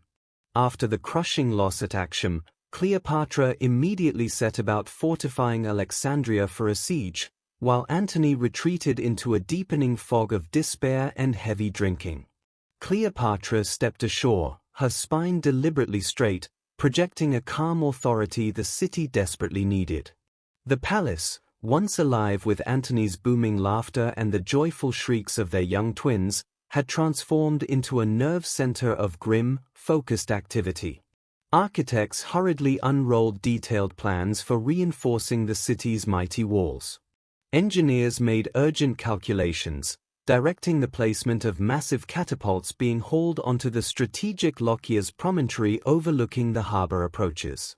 Treasury officials meticulously inventoried gold ingots, precious gemstones, and sacks of vital grain, wealth now hoarded and hidden in secret locations. Cleopatra toured the vast granaries by flickering torchlight, the air thick with swirling chaff and palpable tension. "Double the guard here," she ordered crisply. "Triple the patrols along the Canopic Way." A scribe nearby recorded her commands, the scratch of his stylus on papyrus sounding unnaturally loud in the heavy silence. Antony, meanwhile, seemed adrift. He withdrew entirely to the Timonium, a small, isolated palace he had built for quiet contemplation on a man-made island. Cleopatra found him there days later, surrounded by empty wine jars. The air hung thick with the sour smell of spilled Samian wine and profound despair. Maps lay crumpled and discarded on the mosaic floor. "Agrippa!" He slurred, blinking up at her as if struggling to focus. His ships moved like hornets. He gestured vaguely towards the harbor. "My legions. I left them." The shame clinging to him was as tangible as the dark wine stains on his tunic. Cleopatra knelt beside him, gently prizing an empty cup from his slack grip. "Your legions are here, Marcus," she said, her voice low but firm. "They stand on the walls right now. They are waiting for your command." He flinched at her words, turning his face away. "Command?" he muttered bitterly. "What command remains?" The dice, they fell wrong. Knowing morale was as crucial as stone walls, Cleopatra transformed necessity into public spectacle. Grand sacrifices were held at the great temple of Serapis, magnificent bulls adorned with gold, priests chanting fervent prayers to the heavens. She appeared regularly on the palace balconies, projecting the serene power of the goddess Isis, personally overseeing the distribution of grain rations to the anxious populace. "Alexandria stands," her clear voice rang out over the gathered crowds. "The sea defended us once, our towering walls and unbreakable courage will defend us again."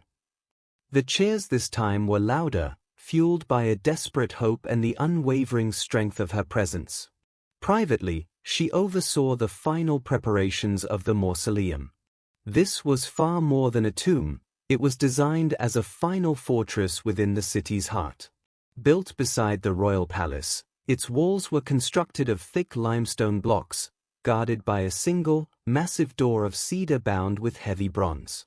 Inside its cool depths, chambers were meticulously stacked, gleaming gold bars, ebony chests overflowing with lustrous pearls, sacks filled with deep green emeralds from the eastern desert, and carefully chosen scrolls salvaged from the library's most precious collections. At its very center lay a solemn, vaulted chamber lined with imperial purple porphyry stone. Here, Cleopatra placed 2 imposing sarcophagi carved from the finest Aswan granite. It was a silent preparation for an end she hoped to avoid, but refused to ignore. The shadow of Octavian grew longer and darker with each passing day. Scouts brought relentless reports. His disciplined legions were marching inexorably along the coast road. His victorious fleet, commanded by the ever-capable Agrippa, secured Pelusium and then methodically blockaded the Nile mouths. Alexandria was transformed into a besieged island, cut off from the world it once dominated. Within the city walls, whispers began to turn treacherous. Merchants muttered about ruined trade and lost fortunes. Former courtiers, sensing the impending end, cast speculative glances towards the riches secured within the mausoleum. One stark morning, a scroll was found nailed to the door of Cleopatra's private chamber. Its message was brutally simple: surrender the queen. Spare the city. She read it silently, then held it steadily over a flame until only ashes remained. One somber twilight, standing atop the Heptastadian causeway, Cleopatra watched Antony's few remaining warships engage in a half-hearted, futile skirmish with Agrippa's vigilant blockade. They were effortlessly swatted aside. Antony stood beside her, unusually sober but cloaked in a profound gloom. His tightening the net, he murmured, his voice rough, like a fisherman strangling a catch. Cleopatra didn't turn to look at him. Her gaze remained fixed on the powerful beam of the Pharos lighthouse as it cut through the gathering darkness. Fish fight harder when caught in the net, Marcus, she replied quietly. But the will to fight was visibly leaching away from the city.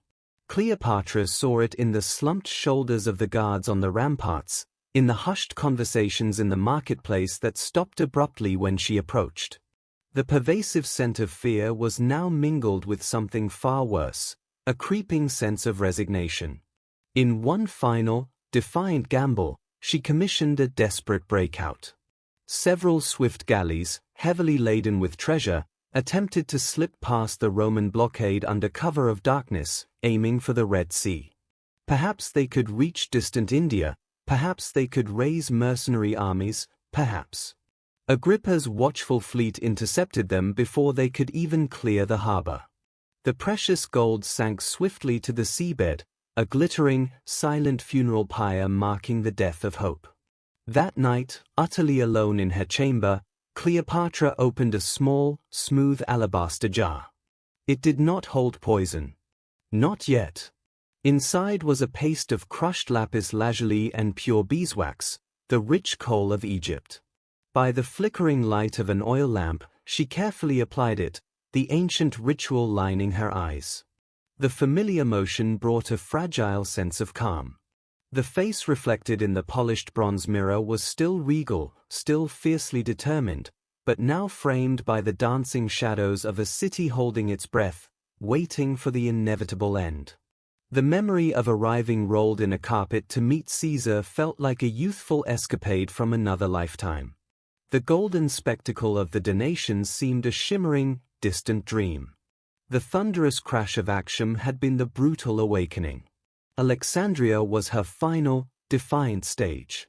Section 12, The Fall of Antony. The air within besieged Alexandria hung heavy, tasting of defeat and the dank mud churned up along the harbor's edge.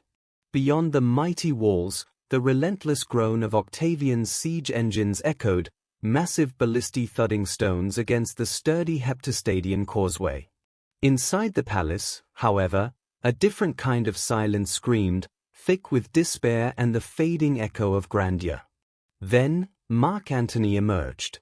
He shook off the suffocating fog of wine and despondency like a wounded bull roused by the scent of blood. Strapping on his worn legionary armor, the leather creaking over muscles softened by idleness, he seized a familiar sword, its blade scarred from the disaster at Actium. Enough hiding, He rasped, his voice raw, eyes bloodshot yet burning with a desperate fire. I meet him face to face. Roman to Roman. In a final, doomed bid for honor, Antony gathered his remaining loyal troops and launched a desperate assault against Octavian's forces outside the city walls in July, 30 BCE. Cleopatra watched from the high city ramparts. A great cloud of dust rose as Antony's cavalry and infantry surged forward in a ragged but determined charge towards Octavian's meticulously ordered battle lines. For one heart-stopping moment, the old magic seemed to spark.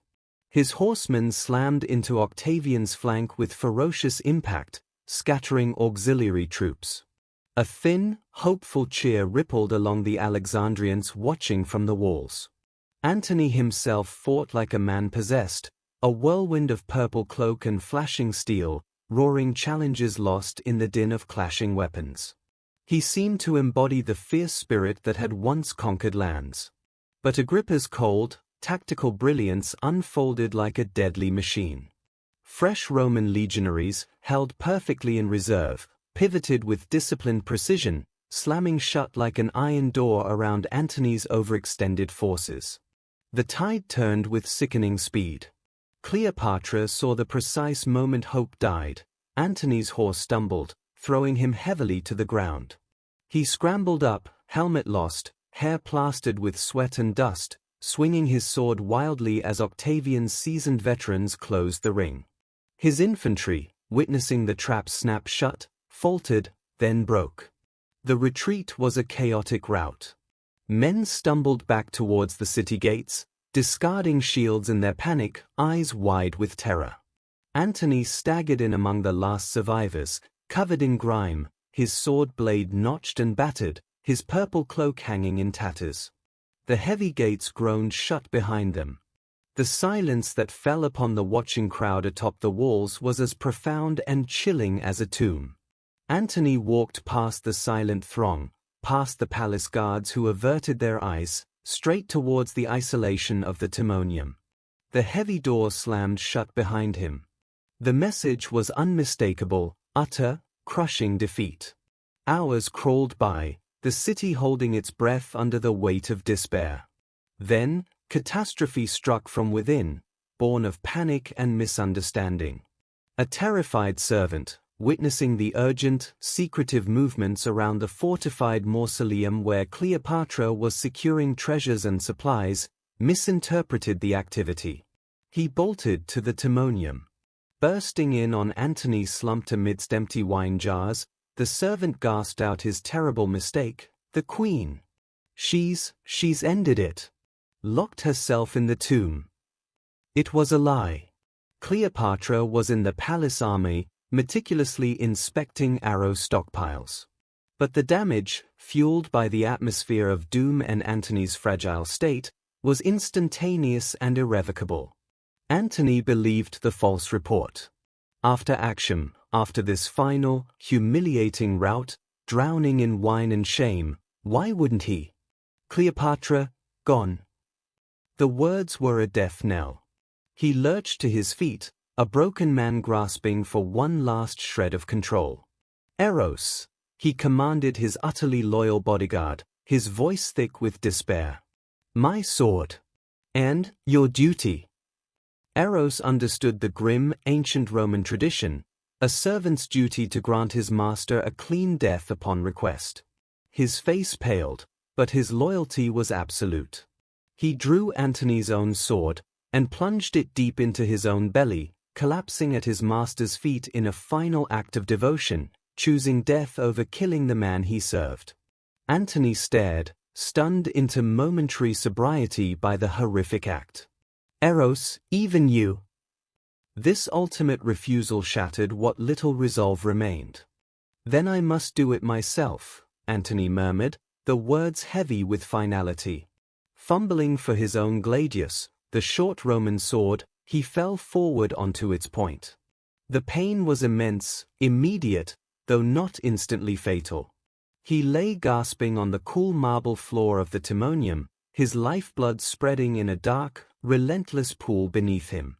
The news tore through the palace like lightning. Antony! The Timonium! His! Cleopatra ran. The distance stretched endlessly. Bursting into the dim chamber, the scene struck her with physical force. The still form of faithful Eros, Antony prone, breathing in wet, agonizing gasps, his hand still clenched around the hilt of the sword buried below his ribs. The thick, metallic scent of blood filled the air. Cleopatra dropped to her knees beside him, cradling his head. "Marcus! Why? I live. I am here." His eyes fluttered open, clouded with pain and confusion. A ghost of his familiar, reckless grin touched his lips. "Cleo? Isis protects her own." He coughed, blood flecking his chin. "I bungled everything." Desperation fueled frantic action. Cleopatra shouted for physicians. They came swiftly, their faces grim with the knowledge that such a wound was almost always fatal. Yet, drawing on techniques described in the great library's medical scrolls, they tried.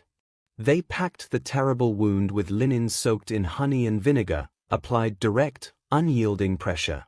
One physician, remembering an ancient Egyptian remedy from Cleopatra's own youthful studies, even attempted a poultice of spider webs, hoping for clotting, but it merely clung, useless, to the blood-slicked skin. Antony drifted in and out of consciousness, murmuring fragments, "Actium, the oars. Caesar, forgive me." Cleopatra held his hand, whispering promises of the gentle welcome of Isis, of the peaceful Elysian fields, of a Rome that existed only in dreams. His grip weakened in hers. The fierce light in his eyes dimmed, fixed on some point far beyond the blood-stained ceiling.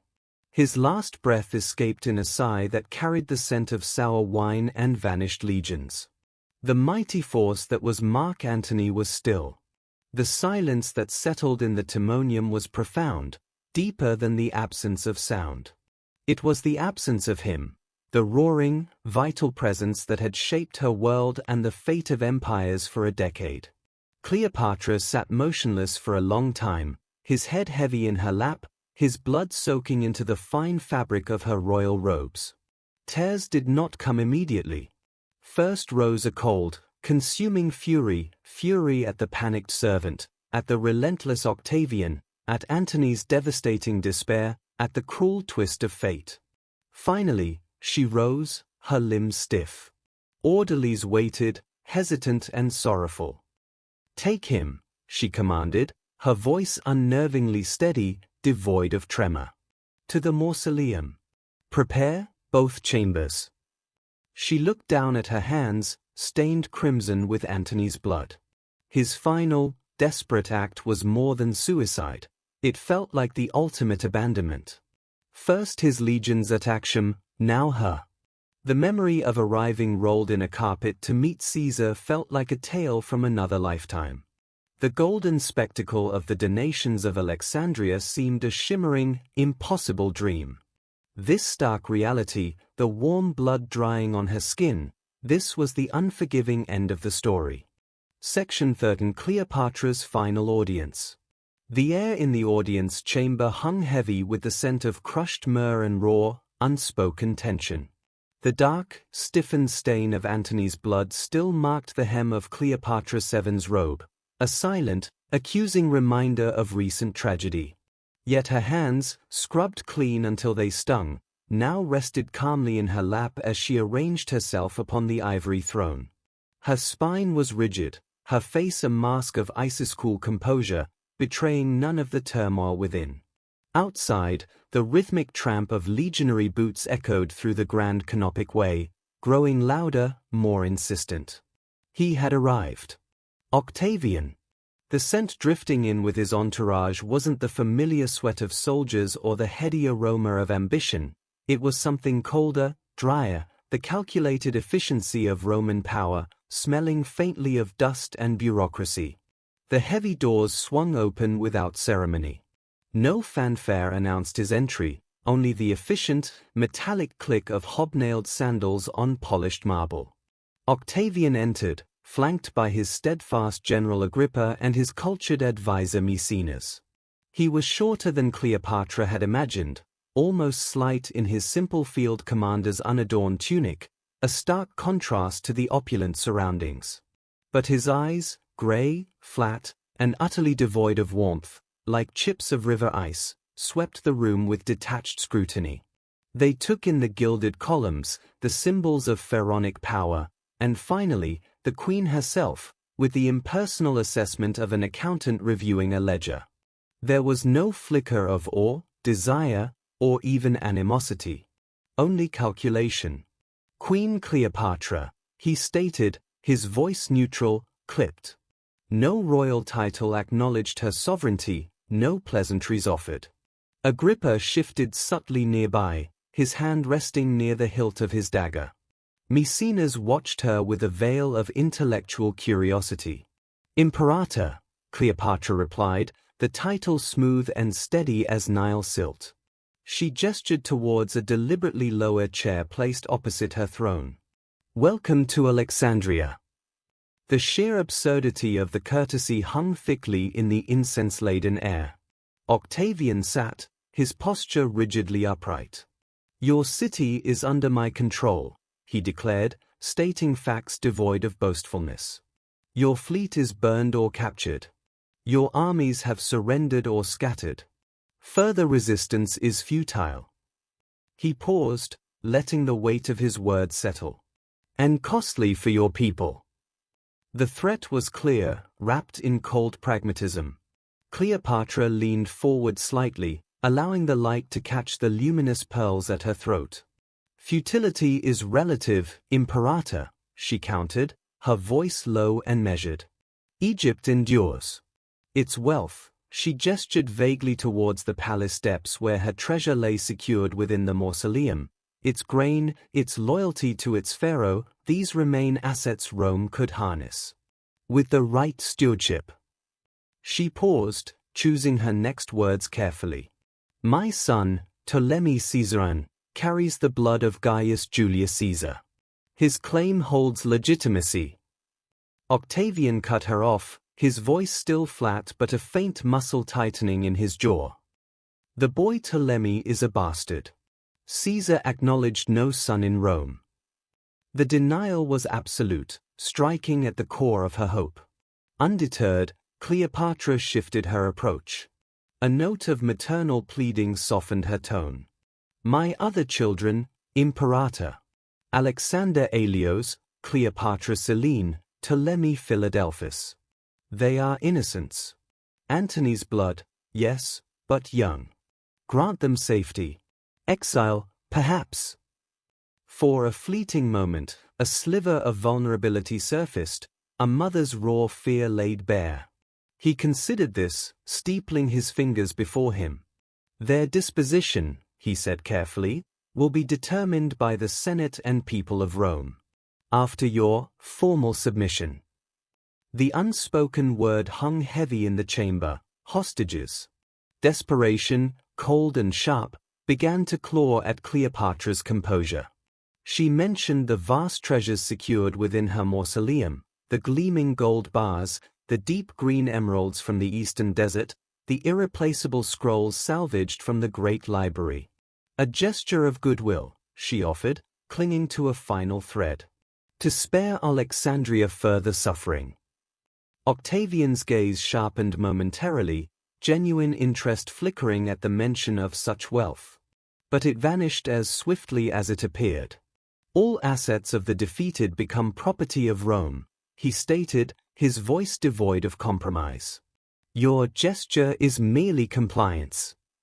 Agrippa gave a curt nod beside him, the embodiment of Roman efficiency leaving no room for negotiation. He stood abruptly. You will remain under guard in your quarters. Prepare for transport to Rome. Your presence, he declared, the words landing with brutal finality, will grace my triumph. The image formed instantly in Cleopatra's mind. Golden chains, the jeering Roman mob, the Eastern serpent paraded as a tame trophy. A humiliation far worse than death itself for a living goddess and pharaoh. Cleopatra did not flinch. She drew herself up, meeting his glacial stare with unwavering dignity. "I am Pharaoh," she stated, the ancient power resonating in her voice despite the dread coiling deep within. "Daughter of Isis. I do not grace Roman triumphs." A flicker, almost imperceptible, crossed Octavian's face. Annoyance? A sliver of begrudging respect? It was impossible to decipher. He turned to Agrippa. "Double the guard. Especially around her private chambers." His eyes darted meaningfully towards the palace wing housing the fortified mausoleum. He knew. Of course, he knew her potential sanctuary. They departed as efficiently as they arrived. The heavy doors thudded shut. The once comforting scent of myrrh now felt cloying, suffocating. Silence descended, broken only by the rhythmic, marching tread of the newly posted Roman guards outside the chamber. Cleopatra remained perfectly still upon her throne, the echo of Octavian's word, triumph, ringing like a death knell in her ears. Back within the seclusion of her private chambers, Isis awaited, her eyes wide with shared fear. They watched the mausoleum like hawks. "Majesty," she whispered. "Agrippa's orders are thorough." Cleopatra moved to the window overlooking the inner courtyard. Below, Roman sentries stood rigid and vigilant before the mausoleum's imposing bronze door. Yet their watchful eyes were fixed on the grand entrance. They paid no heed to the low, narrow archway on the eastern side, a servant's entrance, half hidden by thick oleander bushes. A path known only to Cleopatra, Isis, and her most trusted handmaiden, Charmian. A low bow announced a servant's entry. He carried a simple, palm-woven basket. "The figs you requested, Majesty," he murmured, placing it upon an alabaster table. "Fresh from the Delta orchards." The sweet, sun-ripened scent of the fruit filled the room. Nestled amongst the plump, purple figs, barely visible, lay a coil of something sinuous and dry. Aspis. The Egyptian cobra. The living uraeus, symbol of divine royalty. Deliverance in its most potent, final form. Cleopatra dismissed the servant. Isis let out a tiny, stifled whimper. Charmian entered silently then, her wise eyes meeting Cleopatra's gaze. In them, there was no fear, only profound sorrow and unwavering loyalty. Octavian believed he controlled the board. He believed the mausoleum was sealed, her spirit broken, her terror of the triumph absolute. He was wrong. The scent of the figs was sweet, almost cloying. Yet beneath it, faint and ancient, lingered the dry smell of the desert, of pharaonic power, of a sovereign's ultimate, defiant act. The memory of arriving rolled in a carpet to meet Caesar felt like a tale from another lifetime. The golden spectacle of the donations of Alexandria shimmered like a distant, vanished mirage. Antony's blood remained a tragic stain upon her soul. This simple basket of figs held her final, perfect act of control. She touched the cool, smooth skin of a figure. Outside, the Roman guards changed their watch. The moment of her final journey approached. Section 14. Cleopatra's Final Journey. The sweet, almost overpowering scent of sun-ripened figs filled the quiet chamber, a stark contrast to the rhythmic tramp of Roman boots echoing beyond the walls. Agrippa's guards tightened their watch like a noose around the last fragments of Cleopatra VII's world. She lifted the plumpest fig from the simple palm-woven basket, its purple skin yielding gently beneath her thumb. Nestled beneath the fruit, cool and dry to the touch, lay the aspis.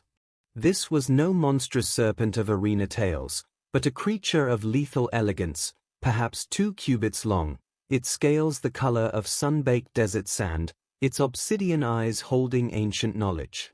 The sacred uraeus, its hood flared in silent, potent readiness. Ancient sources like Plutarch and Cassius Dio would record her death by the bite of an asp, though whispers of vipers or poisoned combs would linger in history. The serpent's coiled weight felt heavy with irrevocable finality.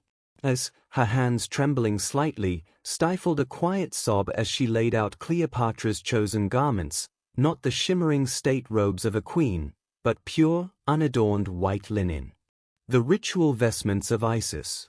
Charmant, her face a testament to decades of unwavering loyalty, carefully arranged the golden diadem upon Cleopatra's brow, the twin serpents meeting perfectly at its center. "Majesty," Charmant murmured, her voice thick with unshed tears, "the Roman eyes are fixed upon the grand entrance. But the eastern passage." She nodded towards a small, shadowed archway concealed behind a heavy tapestry, "remains unseen." It was the hidden path to the mausoleum's service door. Cleopatra bathed with deliberate, ritual slowness. The water carried not the usual perfume of lotus, but the faint, clean scent of Nile silt itself. Isis anointed her skin with precious oils, frankincense for eternity, myrrh for the sacred journey. Charmant, her hands steady despite the weight of the moment, braided Cleopatra's dark hair, weaving in tiny golden scarabs, symbols of transformation and rebirth. This was no preparation for Octavian's degrading triumph. This was the solemn preparation for a pharaoh's own passage, a sovereign's final farewell. All other servants were dismissed. Only Isis and Charmant remained, her chosen companions for this ultimate journey. The weight of the asp within its humble basket felt like the only anchor in a dissolving world.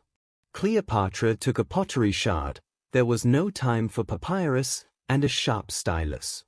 The message must be brief, undeniable. She etched Greek letters clean and deep. "I choose eternity over chains. Protect them." No signature was needed. Octavian would understand its author and its plea, a final, silent negotiation for the lives of her children. She placed the shard prominently on the alabaster table beside a half-empty cup of wine. Taking the basket, Cleopatra moved towards the tapestry.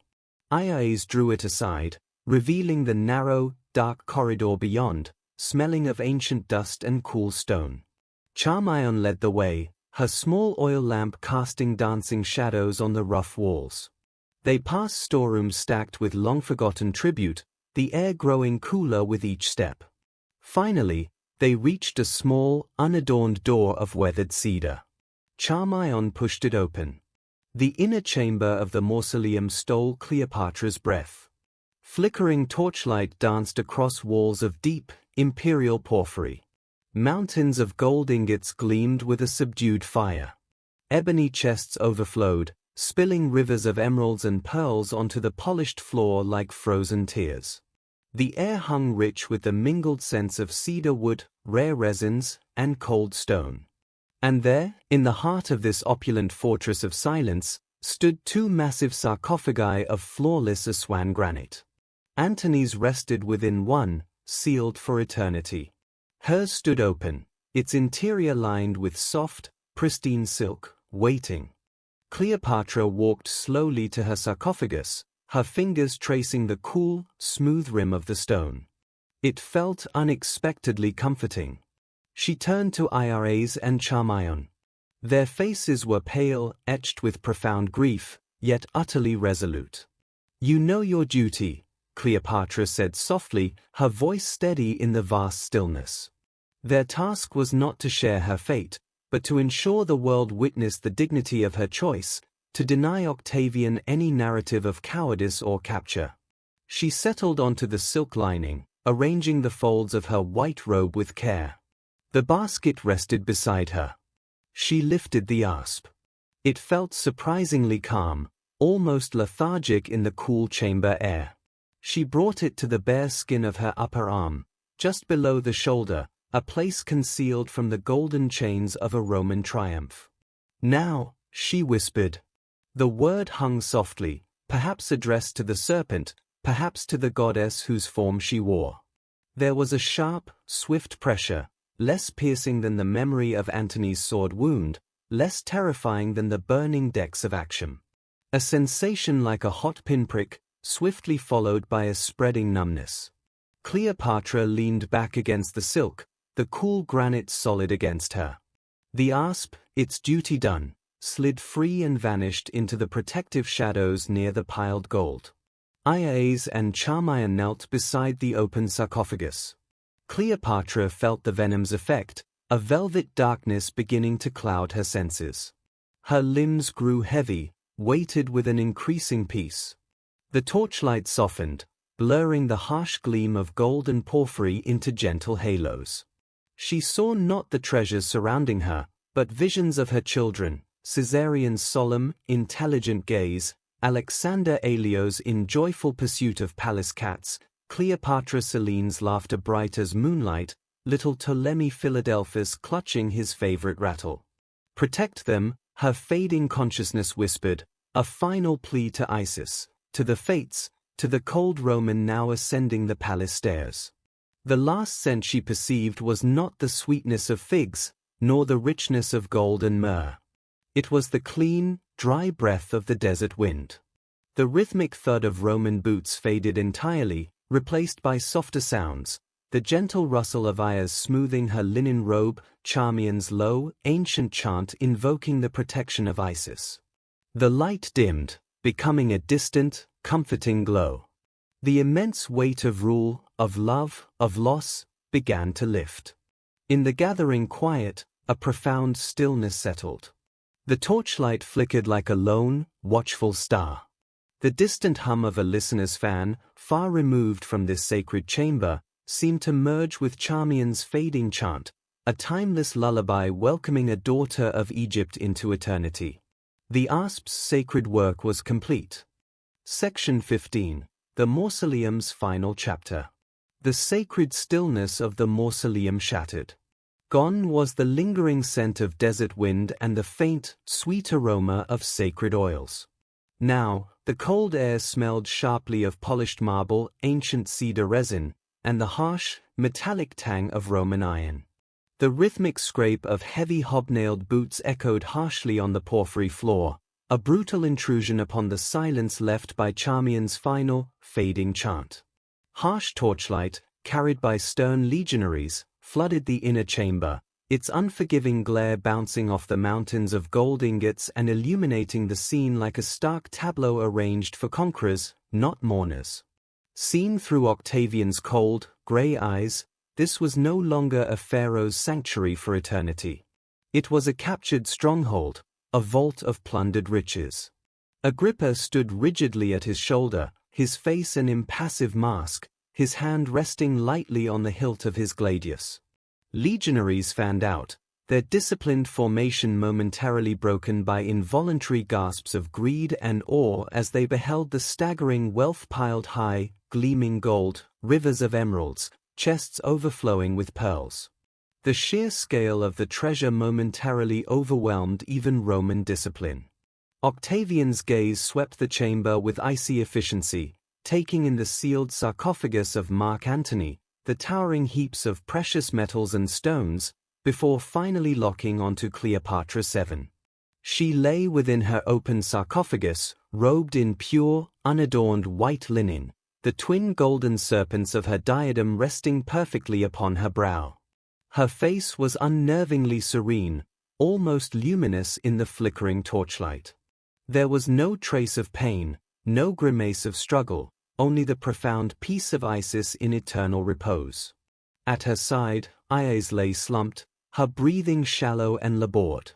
Charmian, trembling visibly yet radiating fierce defiance, knelt at Cleopatra's feet, meticulously adjusting the folds of the white robe. She did not look up as the Romans filled the chamber.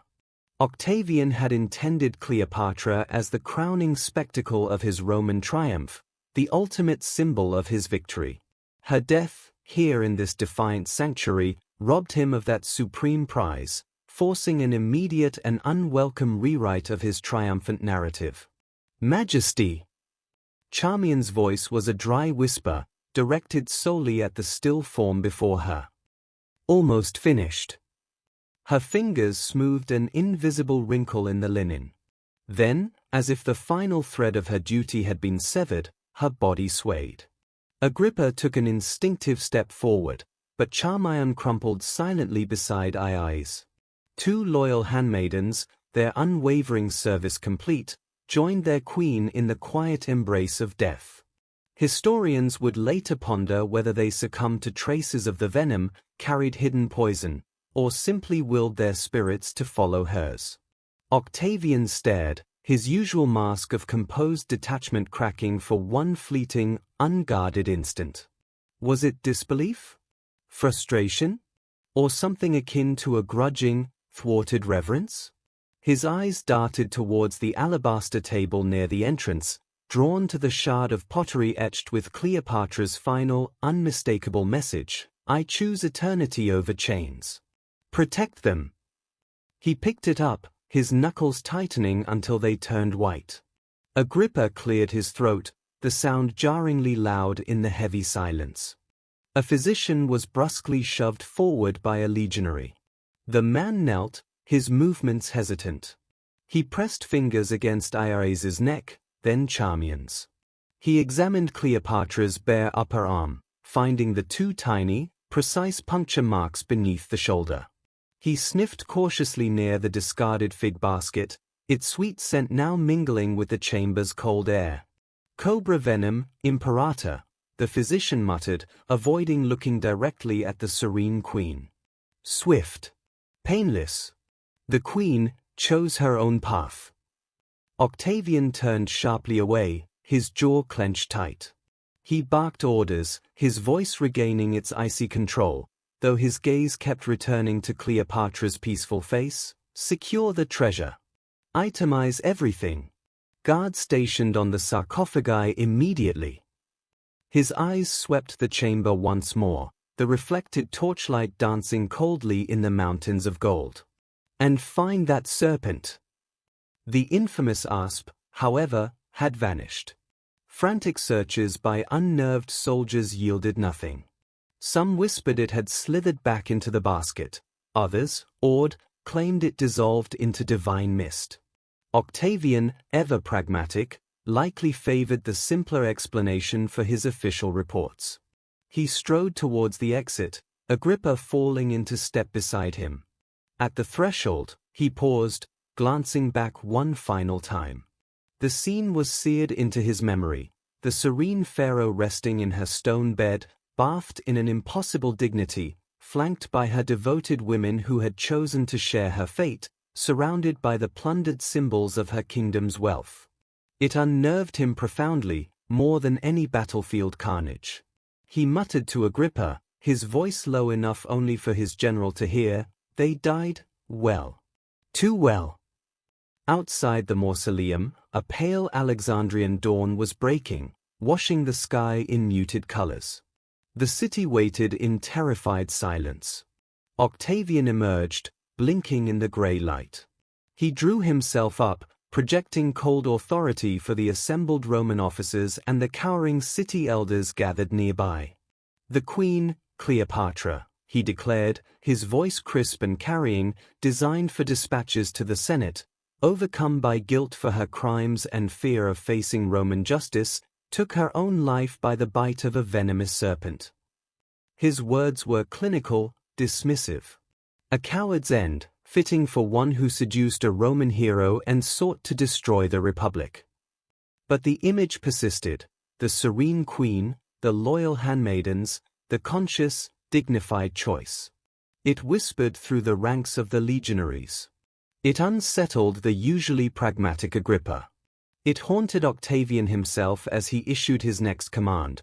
Cleopatra's body was to be prepared with care and buried beside Mark Antony within the mausoleum she had built. He granted this final dignity. Not out of compassion, perhaps, but because even a heart of ice could recognize an unyielding flame that refused to be humiliated.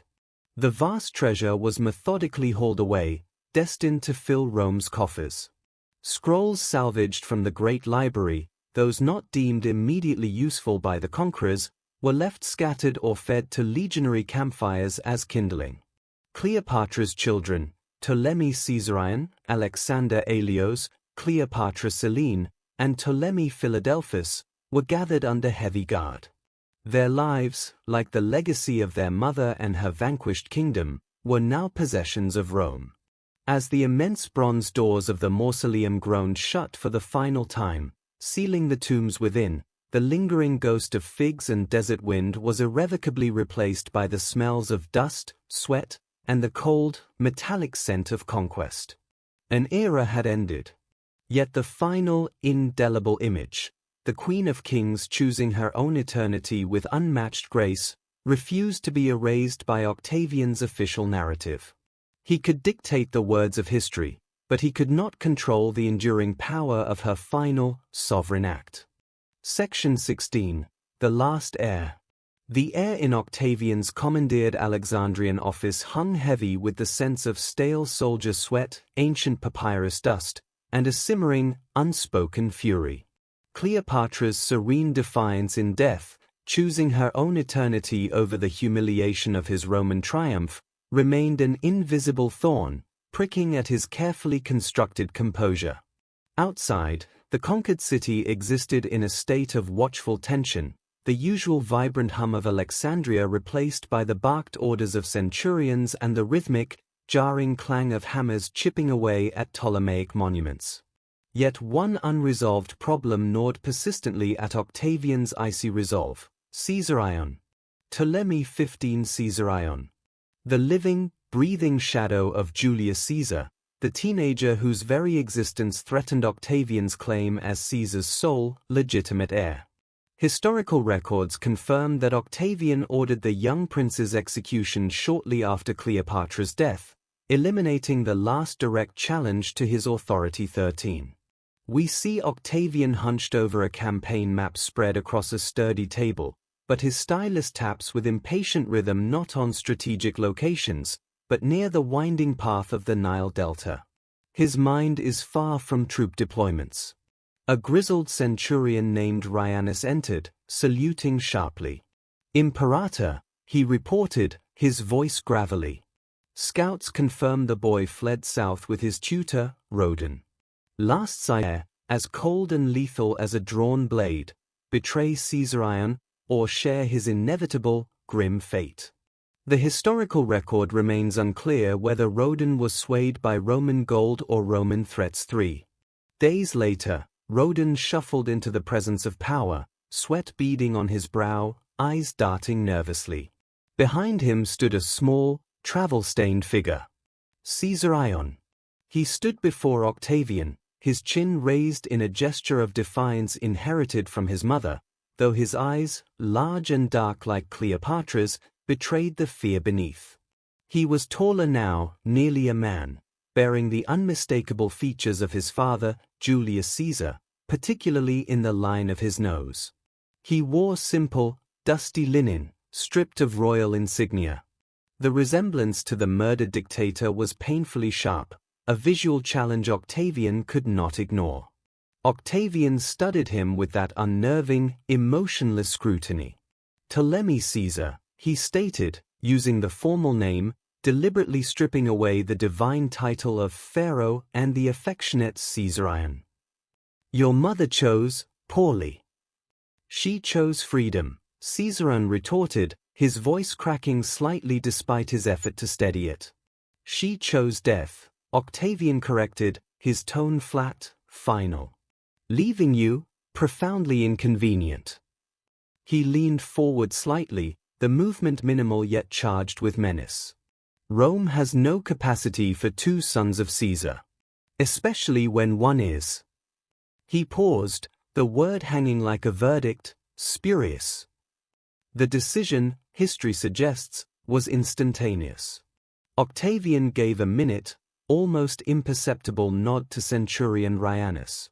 There would be no grand pronouncement, no public trial. Only the brutal efficiency that characterized Roman power. 13. The execution was not a spectacle. It occurred swiftly in a secluded, dusty courtyard behind the Roman prefect's barracks, hidden from the gaze of grieving Alexandrians. A single, professional thrust from a legionary's gladius. Caesarion fell, his blood soaking into the parched Egyptian earth, a stark, violent contrast to his mother's orchestrated, dignified departure. The sole witness to this grim act, the tutor Rhodan, met his own end shortly after, a regrettable accident reported near the deep, shadowed city cisterns. Octavian's scribes worked tirelessly through the night.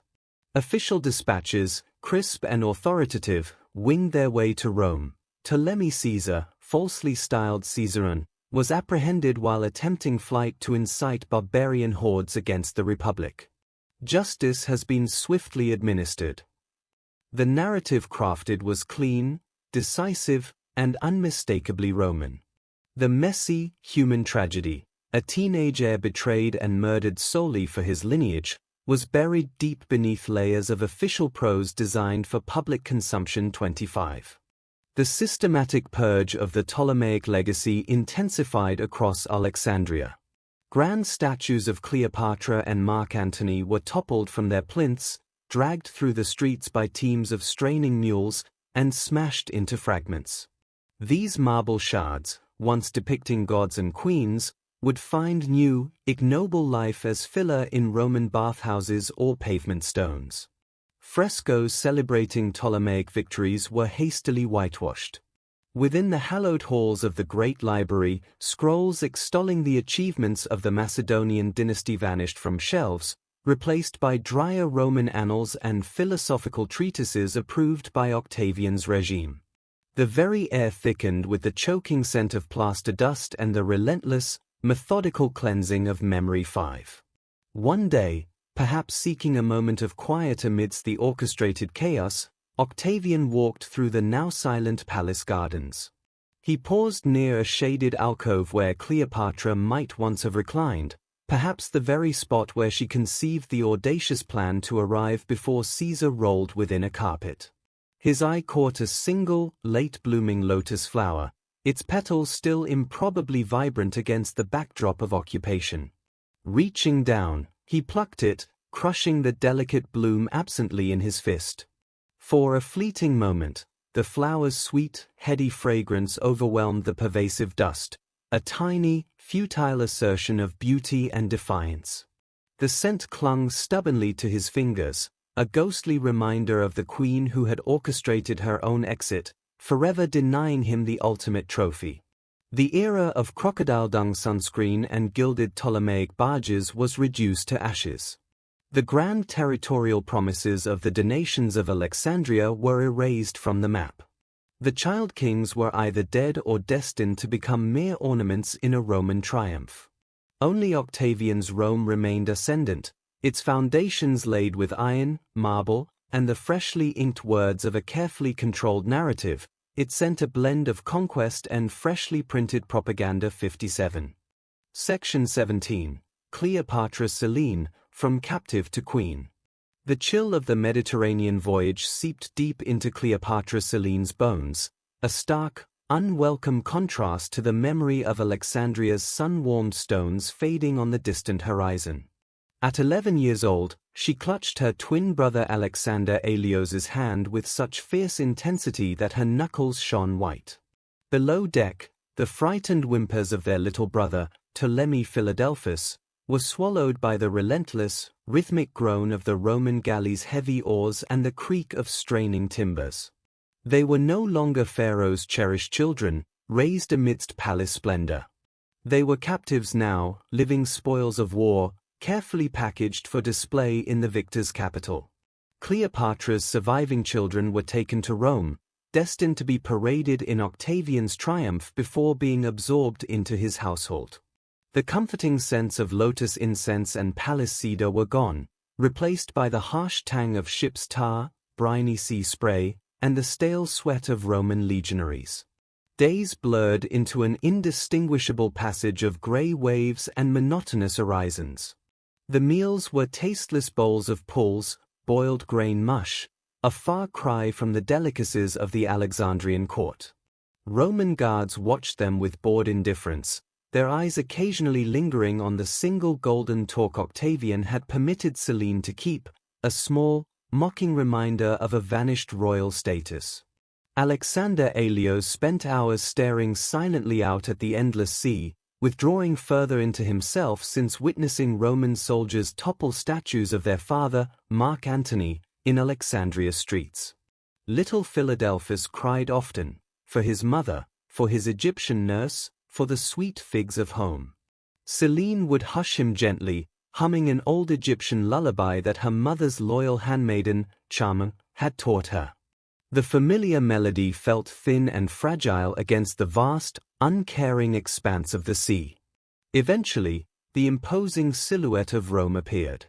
The noise assaulted them first, a roaring beast of a city.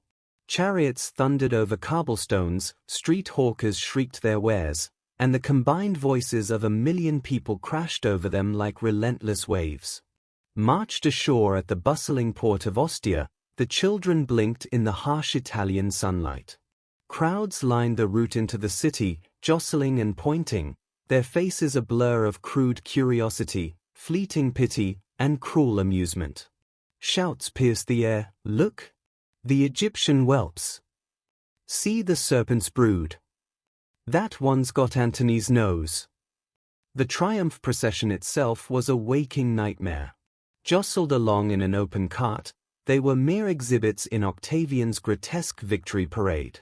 Ahead of them, heavy floats groaned under the weight of plundered Egyptian treasures, gilded sphinxes, chests overflowing with pearls, even a crude mock-up of the great Pharos lighthouse. Behind them shuffled defeated generals in chains, their eyes hollow with despair. The air reeked of dust, sweat, and roasting meat from public feasts. People jeered, rotten vegetables occasionally arced through the air, pelting their cart. Alexander Aelios flinched as a moldy cabbage struck his shoulder. Philadelphus wailed in terror. Cleopatra Selene sat rigid, her spine held straight as her mother had taught her, staring fixedly ahead. "Isis protects her own," she whispered silently, a desperate mantra against the humiliation. Her stomach churned as she saw a crude effigy labeled Eastern Harlot, meant to represent her mother, being dragged through the streets by mules. High above the chaos, Octavian watched from a gilded chariot, draped in the purple of Jupiter. His face was a mask of cold triumph. His eyes briefly met Selene's. There was no warmth, no particular cruelty, only a detached assessment, as if confirming the presence of inventory. After the cacophony faded, they were delivered not to a dungeon, but into the elegant, chilly household of Octavian's sister, Octavia, on the Palatine Hill. The house was spotless, orderly, smelling faintly of lavender and an aura of unwavering Roman virtue. Octavia herself appeared serene, her face kind, yet her eyes held a deep, weary sadness. Her husband had been Mark Antony. Her children shared half-siblings with these Egyptian captives. The air in the grand home thrummed with unspoken grief and the suffocating weight of Roman propriety. Life within Octavia's home became a strange, gilded cage. Cleopatra Selene learned Latin. She wore the stiff, formal Roman stole. She observed rigid table manners during silent, formal meals. Tutors drilled them in Roman history, Roman philosophy, and the glorious deeds of Imperator Caesar Divi Filius Augustus, Octavian's newly acquired, lofty title. Their Egyptian heritage was acknowledged only as a carefully curated footnote, something exotic, contained, and thoroughly defanged. Alexander Aelios simmered with resentment, resisting the imposed identity. Selene, however, chose to adapt. She observed everything. She remembered everything. One rainy afternoon, searching a dusty storage room for a lost ball, Selene discovered a hidden treasure. Tucked behind a broken loom lay a small, crudely carved wooden cat. Egyptian in style, its paint was chipped, but its form was unmistakably Bastet, the feline goddess. Selene clutched it tightly, the smooth, cool wood a tangible connection to her lost world. She hid it instantly, a secret talisman against the Roman order. That night, whispering so softly only Philadelphus could hear, she shared stories of Alexandria, the towering library, the bustling harbor filled with ships, the sound of their mother's laughter. Years passed within the gilded cage. Ptolemy Philadelphus, never robust, faded away, succumbing to a fever during a damp Roman winter. His small funeral was quiet, efficient. Octavia wept genuine tears. Alexander Aelios grew taller but more withdrawn, haunted by the future that had been stolen from him. Talk inevitably turned to Selene's own fate, marriage alliances, political usefulness. Then came the formal summons. Octavian, now Augustus, Emperor of Rome, received her in his austere study. He radiated absolute power, colder and more remote than ever. He did not mention her mother. He did not mention her father. He simply gestured towards a large map unfurled on his desk. Mauritania, he stated flatly. King Juba II requires a queen. Educated. Cultured. Romanized. His gaze fixed on her. You will serve. Juba II arrived in Rome, a man unlike any Roman general. Scholarly, quiet, his eyes held a bright curiosity rather than the glint of conquest.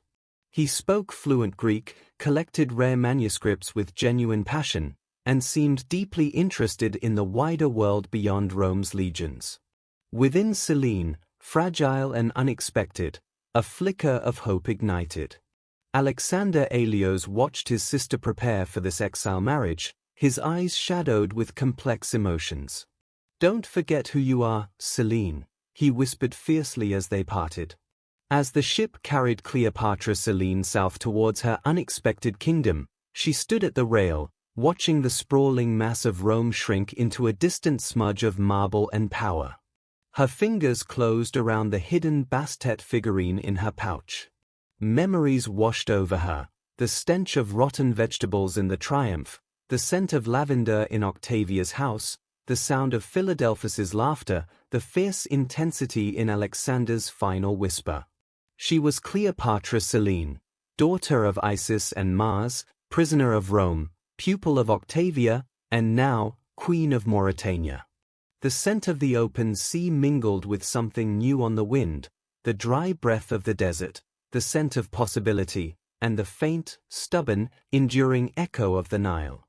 Section 18. Cleopatra Selene, Queen of Mauritania. The scent of Caesarea's bustling harbor was distinctly different from Alexandria's, less the sharp tang of salt and seaweed, more the warm aroma of sun-baked dust, hot limestone, and the dry, herbal fragrance carried down from the Atlas Mountains shimmering under the intense North African sun. Cleopatra Selene stood beside her husband, King Juba II, on the newly constructed quay, watching a ship from Ostia unload its cargo, Roman administrators in crisp togas alongside amphorae of pungent fish sauce and crates brimming with olive oil. She was Cleopatra Selene, Queen of Mauritania, daughter of a pharaoh, now a meticulously crafted client ruler within the vast Roman sphere. Together with Juba, she would transform Caesarea, known today as Churchill in Algeria, into a remarkable beacon of culture, seamlessly blending Egyptian, Greek, Roman, and indigenous Berber influences into a vibrant new whole. Juba gently squeezed her hand, a gesture born not of grand passion, but of deep, shared purpose. He was a slight, scholarly man, his eyes perpetually bright with intellectual curiosity behind the lenses of his spectacles. The foundations for the new aqueduct are fully laid, he murmured, pointing towards the distant hills. Inspired by the Pont du Gard in Gaul, but scaled thoughtfully for our own needs here. Selene nodded, appreciating his practicality. Yet her gaze drifted towards the magnificent palace rising on the promontory, gleaming white limestone shimmering in the light, elegant colonnades strategically placed to catch the refreshing sea breeze. She had insisted on the terraced gardens cascading down towards the water, a deliberate echo of the Lockia's palace gardens in Alexandria, a tangible piece of her lost home recreated on this foreign shore. Life in Mauritania became an exercise in wielding soft power with the precision of a surgeon. Selene's court blossomed into a sanctuary for scholars and artists who found Augustus's Rome increasingly stifling. Philosophers engaged in spirited debates under the shade of ancient fig trees. Geographers meticulously charted the vast, unknown expanses of the Sahara from the well-equipped scriptorium within the palace. Architects, some discreetly brought from Alexandria, masterfully blended the grandeur of Ptolemaic design with the robust strength of Roman engineering and the elegant, flowing motifs of Berber artistry. The pervasive smell of ostia's garum was gradually replaced within the palace walls by the comforting, familiar scents of papyrus and cedar ink. The shadow of Augustus, however, remained long. His letters arrived with diplomatic regularity, penned in deceptively polite Latin. He inquired solicitously after Juba's health, praised Selene's wise governance, and always included subtle reminders of the origin of the vital grain shipments sustaining their kingdom. One such scroll contained detailed architectural sketches for a grand new temple in Caesarea, dedicated to Roma et Augustus. Selene dutifully commissioned its construction, but ensured it occupied a position slightly downhill from the serene sanctuary dedicated to the goddess Isis. The symbolic elevation still mattered deeply. Children brought new life and purpose to the royal household.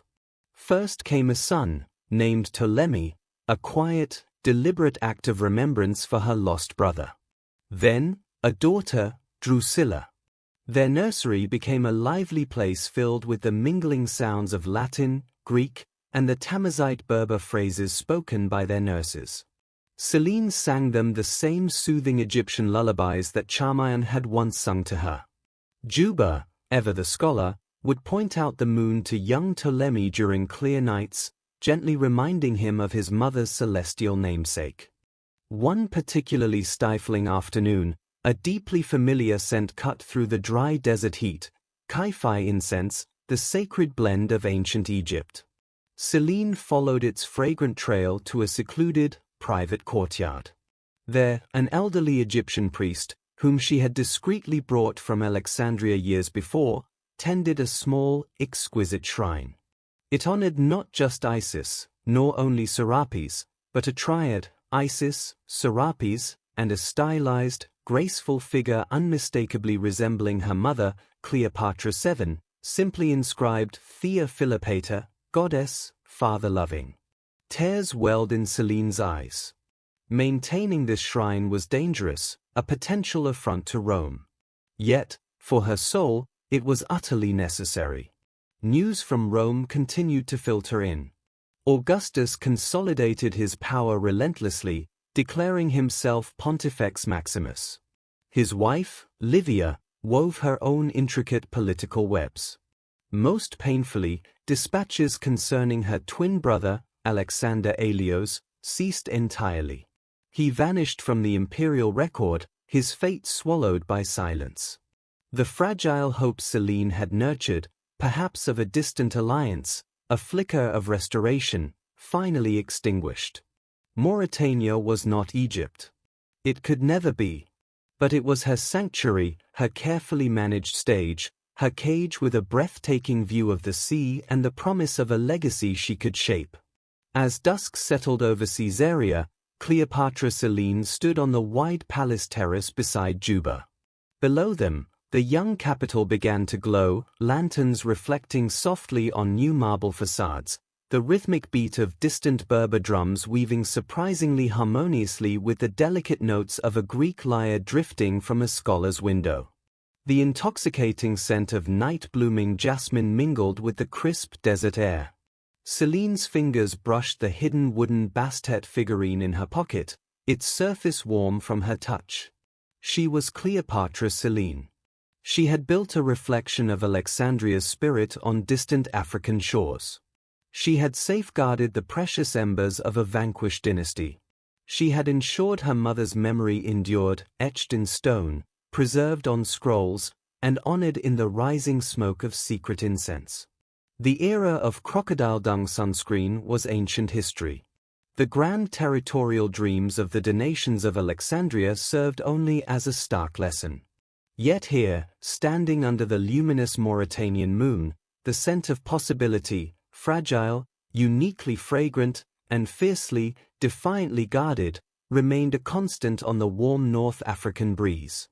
Section 19. The Library of Caesarea.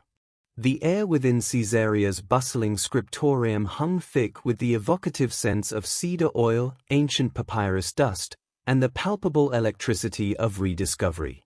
Cleopatra VII ran her fingertips along the smooth edge of a newly arrived scroll case. The polished sycamore would cool beneath her touch. Her breath caught as she recognized the seal pressed into the wax, a faded but unmistakable Ptolemaic eagle, wings outstretched. This precious artifact represented a fragment of the world her mother had ruled. Together with her scholarly husband, King Juba II, Selene dedicated herself to amassing one of the ancient world's most significant libraries outside Alexandria, actively seeking out texts that had survived the destruction of the great library's vast collections. With Juba's steady, careful hands beside her, they gently unrolled the brittle papyrus. The dense, precise Greek text materialized, angles, theorems, and geometric proofs dancing in stark black ink. Juba traced a complex diagram with the tip of his stylus, murmuring excitedly in Greek. "Look, Selene. This proof diverges subtly from the Roman copies circulating now." His enthusiasm was infectious, the pure, unadulterated joy of a scholar encountering rare knowledge. Yet beneath Selene's own scholarly interest pulsed a deeper, sharper thrill. This scroll had once resided in Alexandria. Her mother, Cleopatra VII, might have held this very parchment, her fingers tracing these same lines decades earlier. Selene pictured her, younger than Selene was now, bent intently over a similar scroll within the cavernous, hallowed halls of the great library, surrounded by the soft murmur of countless scholars at work. Their efforts extended far beyond the palace walls. Discreet agents moved like shadows across the Mediterranean world, making quiet inquiries in the philosophical schools of Athens, offering careful bribes to temple custodians in Ephesus, negotiating with ship captains carrying unmarked crates from Rhodes and Antioch. They sought not only the great works of Greek philosophy and history but specifically the soul of Egypt, medical papyri detailing remedies derived from Nile herbs, hymns to Isis from the sacred island of Philae, and crucially, the chronicles of Manetho, preserving the history of pharaohs Augustus preferred Rome forget. One crate arrived smelling strongly of camel dung and ancient promise. Inside, water-damaged but miraculously legible, lay fragments of Callimachus's Pinarches, the great library's legendary master catalogue. Juba gasped, holding a fragment aloft. "It's the map, Selene. The map to the lost city of knowledge itself." The work of preservation was painstaking and reverent.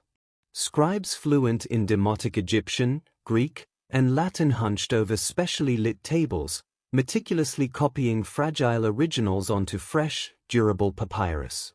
Selene often supervised, her own command of Greek honed to razor sharpness. One afternoon, during a spirited debate over the translation of a pharmacopoeia entry concerning mandragora, Selene found herself channeling her mother's exacting precision. The entire dosage hinges on the interpretation of that verb, thora. Does it signify induce sleep or induce eternal sleep? Lives depend on such precision. The scribe blinked, suitably chastened by the queen's intensity. One day, a different scent cut through the familiar cedar aroma, rich myrrh and the dry spice of the deep desert. A veiled Berber chieftain, welcomed into the palace, presented a supple leather bundle. Unwrapped, it revealed not papyrus, but thin sheets of carefully hammered silver. Etched upon them in ancient Typhona script were intricate star maps, not depicting Greek constellations, but the celestial figures of the Sahara, the patient camel, the life-giving oasis palm, the warrior holding the spear. Juba was utterly enthralled. "Local wisdom," he exclaimed. "As vital to understanding our world as Euclid's geometry." Selene, embracing this fusion, commissioned a remarkable project, Ptolemy's renowned star charts meticulously redrawn on fine vellum, now gracefully incorporating the celestial lore of the Berber people. Knowledge, in their care, was not merely preserved, it evolved, embracing new perspectives. The shadow of Rome, however, was never far. An imperial envoy named Gallus arrived, ostensibly inspecting trade routes. His eyes, sharp and assessing as any tax collector's, scanned the laden shelves of the scriptorium.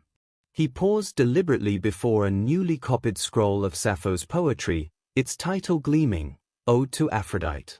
Poetry, he remarked, a faint sniff in his voice. The Emperor Augustus favors practical texts. Engineering manuals. Legal codes. Selene offered a smile as serene as the statues of Isis in her sanctuary. Beauty is practical, Legate Gallus, she replied calmly. It nourishes the human spirit. And understanding the past, she gestured towards an open scroll of Manetho's Egyptian chronicles resting nearby, illuminates the present, preventing costly errors in the future.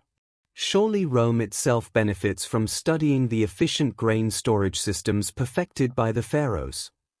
Gallus's returning smile was thin and tight. His report to Rome would likely dismiss the queen's pursuits as mere harmless scholarship, a collection of old stories. Selene allowed this underestimation. The power of preserved memory needed no boast. One storm-lashed night, Selene sat with Juba near a glowing brazier.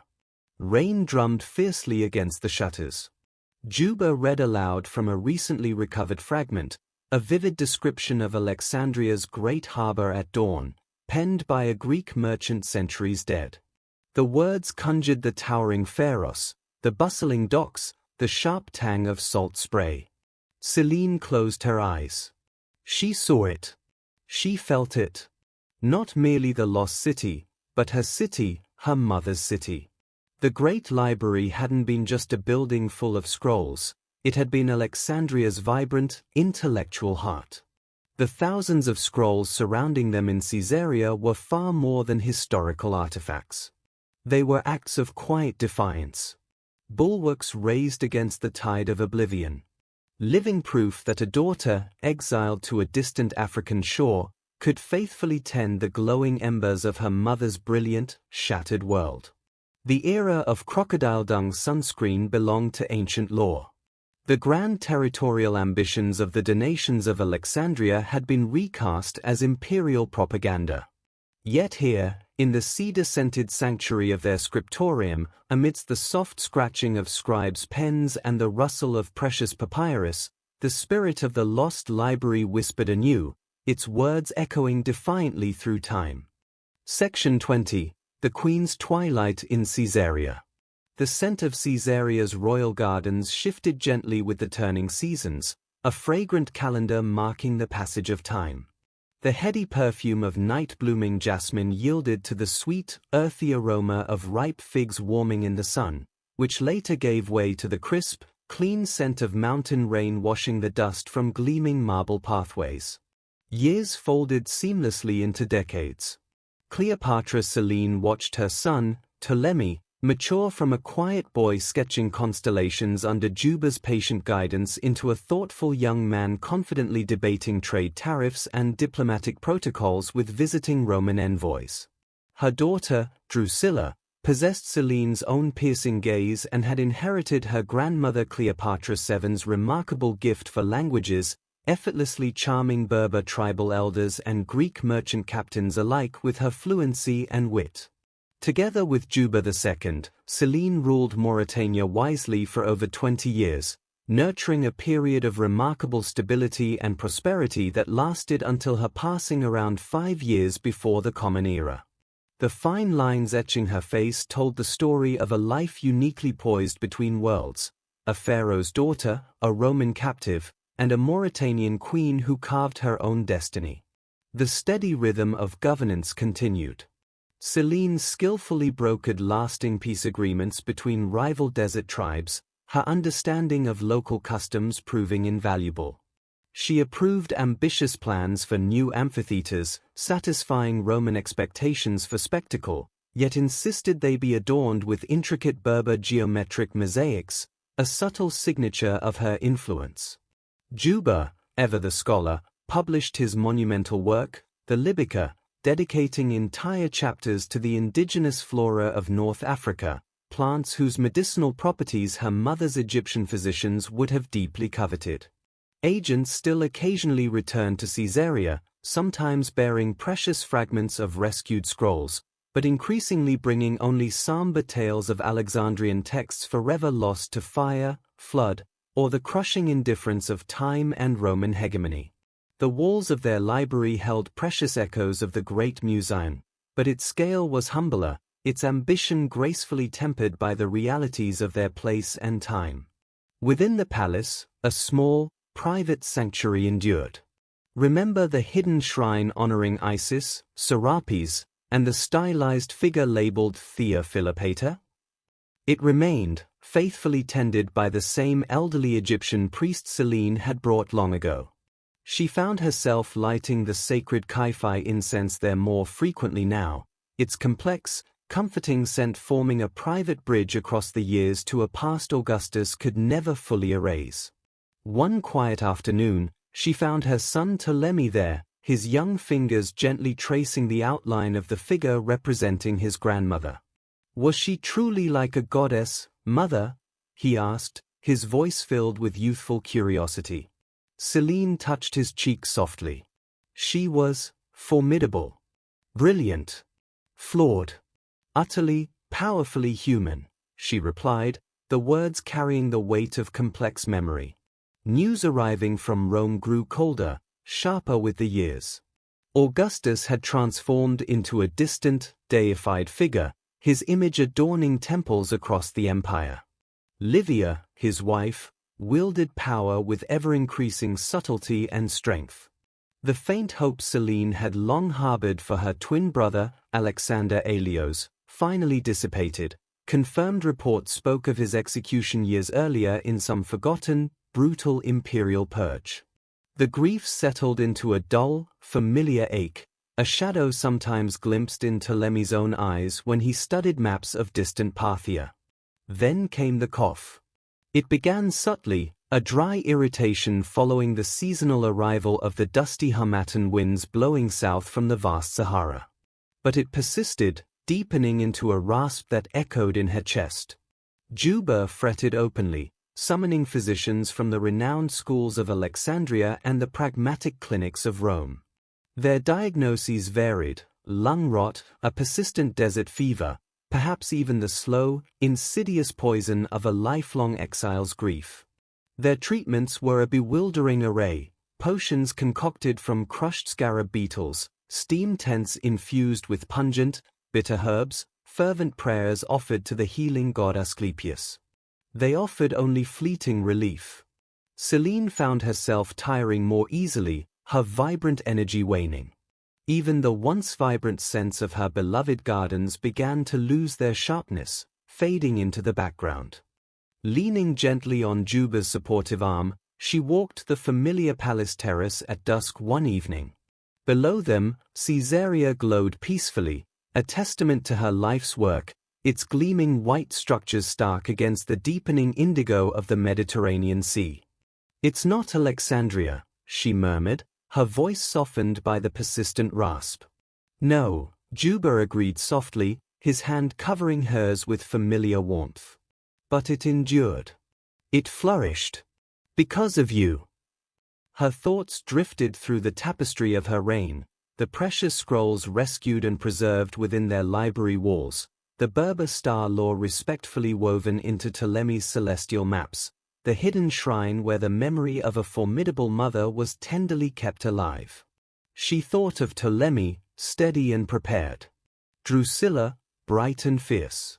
The era of crocodile dung sunscreen belonged to ancient tales. The grand, doomed ambitions of the donations of Alexandria were now merely footnotes in scholars' texts. The daring, youthful gamble of arriving before Caesar rolled in a carpet felt like a story from another lifetime. Here, on this African shore, she had built something tangible, something enduring, crafted with care from the fragments of a shattered legacy. A familiar, comforting scent drifted upwards on the evening breeze, the sacred Kai incense from the shrine below. High above, the moon, her moon, ascended in its full, luminous silver glory, casting a shimmering path across the tranquil Mauritanian sea. Cleopatra VII closed her eyes.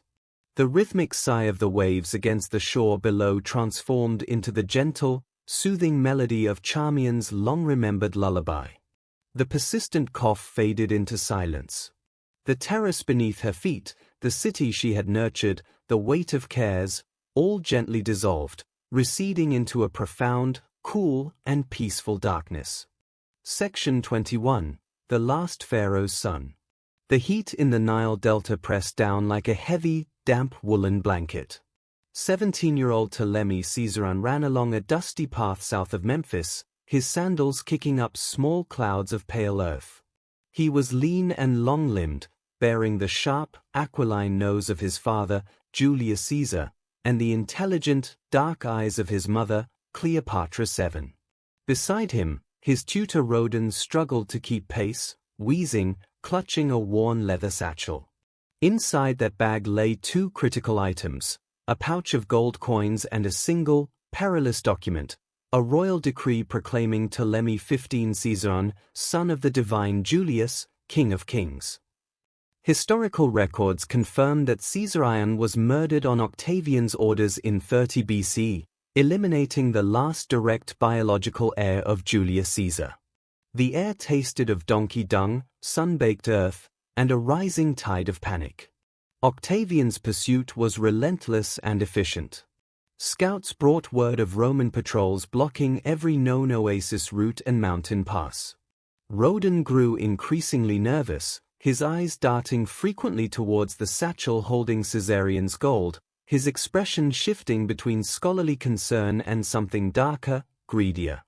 One moonless night, camped near the outskirts of Coptus, the firelight flickering on their tense faces, Rodan cleared his throat. "Prince, perhaps a strategic surrender? Octavian values learned men. I could perhaps intercede on your behalf, negotiate terms." Caesarion cut him off, his voice as sharp and final as the blade of a Roman gladius. "He values dead rivals far more, Rodan. Get some sleep." The inevitable confrontation came days later. Roman centurions, led by a scarred veteran named Drusus, surrounded their makeshift camp not with weapons drawn aggressively, but with an air of false courtesy. Drusus offered bread and watered wine. "Imperator Octavian seeks only to safeguard you, young prince," he stated, his tone carefully neutral. "Rome honors the blood of the divine Julius." Rodan nodded vigorously, beads of sweat glistening on his forehead. "You see? Imperial mercy prevails." Caesarion's hand instinctively moved towards the dagger hidden in his tunic, but Drusus's men were faster, not striking, but firmly closing in, forming an inescapable escort. The journey back towards Alexandria had begun, a procession disguised as an honor guard but feeling like a march towards doom. The journey was a prolonged humiliation masked as deference. Legionaries offered mocking salutes, calling him pharaoh with thinly veiled contempt. At Pelusium, the gateway to Egypt, they paused. Drusus received a sealed scroll delivered by a swift courier. He broke the seal, read the concise message within, sighed almost imperceptibly, and then motioned Caesarion towards a nondescript stone building, likely a disused tax collector's office, now repurposed for grim efficiency. There would be no public spectacle, no grand pronouncements. Only the cold, swift business of eliminating a threat. Caesarion drew himself up to his full height, channeling the defiant posture he had witnessed in his mother during her gravest moments. He faced his executioners. "Tell Octavian," he declared, his voice remarkably steady, "that Egypt acknowledges only one true son of Caesar." The centurion tasked with the deed, a man wearing an amulet of the Syrian soldier god Jupiter Dolichaeus, murmured a brief prayer for forgiveness. Then, with the brutal efficiency of Roman discipline, the gladius thrust forward. Caesarion fell, his lifeblood soaking into the very soil his mother had once ruled with such brilliance. Rhodan, clutching a bag of Roman silver, attempted to disappear into the chaos but was found days later floating in the reeds of the Nile delta, his throat slit. Octavian ensured loose ends were tied. Back in Alexandria, amidst the spoils of conquest, Octavian inspected newly captured Ptolemaic coinage. He picked up a silver drachma bearing the proud profile of Cleopatra VII and the youthful visage of her son. With a gesture devoid of sentiment, he flicked it towards a smelting crucible where the heat was already intense. "Melt them all," he commanded. "History begins anew from this day." The molten metal bubbled and swirled, consuming the boy king's likeness, the raw material soon to be restruck with Octavian's own stern image and his newly acquired, resonant title, Augustus. Years later, in the moonlit serenity of her Mauritanian palace gardens, Cleopatra VII received a small, smuggled package. Inside lay a single silver drachma, one of the very last bearing her brother Caesarion's face. She stood silently under the pale light of the moon that shared her name, the cool metal pressed tightly in her palm. She did not weep openly. Instead, she brought the coin to her lips, whispering the ancient, forbidden royal titulary, Ptolemy Caesar, Theos Philopater Philometer, God, father-loving, mother-loving. Then, with a slow, deliberate movement, she dropped the coin into the still waters of a nearby fountain. It sank quickly, twisting as it fell, catching the fractured reflection of the moon on the water's surface, that same moon which continued to rise, night after night, defiantly luminous over a world irrevocably reshaped by Roman ambition and steel. The era of crocodile-sunscreen was long reduced to ash. The grand territorial promises of the donations of Alexandria were whispered now only as ghost stories. Yet, for a fleeting moment in the fountain's dark depths, the face of a murdered boy king glimmered, a silent testament to a lost future, before the ripples smoothed the water back into an unbroken, reflective darkness. Section 22. The air in Rome on that triumph day hung thick and heavy, a potent mixture of cheap wine, roasting pork, and the unmistakable metallic tang of mass excitement bordering on hysteria. Imagine yourself pressed against a sweat-slicked column near the rostra, jostled by fishmongers straining for a view, senators' wives craning their elegant necks, and battle-hardened veterans weeping drunken tears into their sour posca. The date was etched in history, August 29th, 29 years before the Common Era. This was no ordinary celebration. It was a spectacle of unprecedented scale, a triple triumph rolled into one deafening, dazzling parade: Dalmatia subdued, Actium avenged, and Egypt conquered. The very atmosphere reeked of victory, a deliberate perfume concocted from clouds of incense, the crushed fragrance of laurel leaves, yet underneath it all lingered something darker, sharper, the faint, persistent reek of fear, meticulously repackaged and presented as glorious conquest. Trumpets blared, a sound so sharp it seemed to pierce bone and echo in the soul. First came the wagons, groaning under the weight of captured Dalmatian shields and the imposing, splintered prows of warships taken at Actium. The crowd roared its approval, a wave of sound crashing against the ancient stones of the Forum. Then, the procession shifted, revealing the true heart of this imperial theater. Priests moved with solemn steps, swinging censers that billowed clouds of heavy myrrh, a fragrance that fought valiantly but ultimately failed to mask the raw smell of bloodlust and anticipation rising from the throng. Elaborate floats emerged, monuments to stage-managed perfection. Miniature Nile crocodiles snapped futilely within gilded cages. Palm trees, looking distinctly out of place and slightly absurd, swayed unconvincingly on wheeled platforms.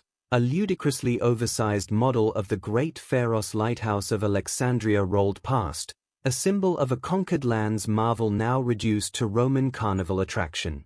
It was said some floats even featured ingenious automata, mechanical birds flapping stiff wings, tiny figures pouring libations, wonders powered not by magic, but by the unseen labor of hidden slaves turning cranks within, technology utterly enslaved to imperial theater. Then, a profound silence fell, as sudden and heavy as a dropped curtain. A single, massive float, larger and more ornate than any before it, rolled with ominous slowness into the heart of the forum.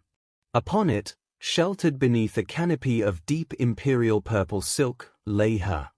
Not Cleopatra herself in flesh and blood. That final victory had been cruelly stolen from the victor by her own defiant hand, but a chillingly lifelike effigy. The figure reclined on a couch wrought from gleaming Egyptian gold, draped in shimmering, translucent gauze. A diadem, the symbol of her stolen kingdom, lay deliberately askew on meticulously styled black hair. Most horrifying of all, an asp, cunningly crafted from gilded bronze, coiled around the bare waxen arm, its fangs seemingly sunk deep into the pale, lifeless flesh. A collective gasp, a sound of pure shock, rippled through the vast crowd. Was it horror? Morbid fascination? Or the ugly satisfaction of schadenfreude? Nearby, you might have seen tears welling in the eyes of an Alexandrian merchant, quickly and furtively wiped away before they could draw notice. A Roman senator, his voice thick with contempt, sneered, "Visit Roma." Rome conquers. High above the scene, Octavian stood resplendent in Jupiter's own purple robes within his gilded chariot. As the effigy of his greatest rival passed below, his face remained a mask of pious, unreadable solemnity. The brutal message was inescapable, carved into the spectacle itself. This is the inevitable fate awaiting any power, any individual, who dares to defy Rome. Historians would later debate fiercely whether this effigy depicted a scene of dignified suicide or an image of eroticized defeat, but the clinging gauze, the carefully rendered curves of the wax figure, these details whispered that Octavian understood his Roman audience all too well. Next came the living trophies, a sight that twisted the spectacle from triumphant to deeply unsettling. Alexander Aelios and Cleopatra VII, now 10 years old, walked with hesitant steps, dressed in stiff, unfamiliar Roman tunics that felt like a second skin of humiliation. Beside them, little Ptolemy Philadelphus was carried by a nurse whose face was set in stone, betraying nothing. Their small faces were deathly pale, eyes wide with uncomprehending terror beneath the garlands of flowers they had been forced to wear. Around their delicate ankles, chains of gilded fetters clinked softly with each step, a symbolic touch far crueler than actual iron might have been. The roar of the crowd shifted in tone, becoming less a cheer of jubilation and more a low, hungry murmur of curiosity and malice. Voices rose above the din, the serpent's brood. "Look at the little kinglets!" Then, a rotten fig arced through the air, splattering repulsively near Selene's sandaled feet. She flinched visibly but did not break stride, her small spine held unnaturally straight. In that moment, a silent prayer might have surged within you. Isis protects her own, willing that ancient strength towards the frightened child. The relentless procession ground onwards. Captured Egyptian nobles, faces etched with shame, staggered under the physical and symbolic weight of jeweled pectorals that once denoted their high status. Priests of the goddess Isis, their sacred roles profaned, were compelled to carry the very statues of their deities, ripped from desecrated sanctuaries. Wagon after wagon groaned under the weight of plunder. Cleopatra's exquisite furniture, vibrant tapestries depicting scenes of the Nile, even the legendary collection of pearls she was famed for dissolving in vinegar. Each item was meticulously labeled on a placard, a final, public insult, spoils from the palace of the harlot queen. It was pillage elevated to the level of performance art, a systematic stripping away of dignity alongside treasure. Finally, Octavian's chariot reached the rostra, the very heart of Roman political power. He raised his hand. An absolute, crushing silence descended upon the vast crowd. His voice, amplified by the natural acoustics of the forum, rang out cold, clear, and utterly controlled, "People of Rome. Behold the fruits of Pax Romana. The East, purged of its decadence and corruption.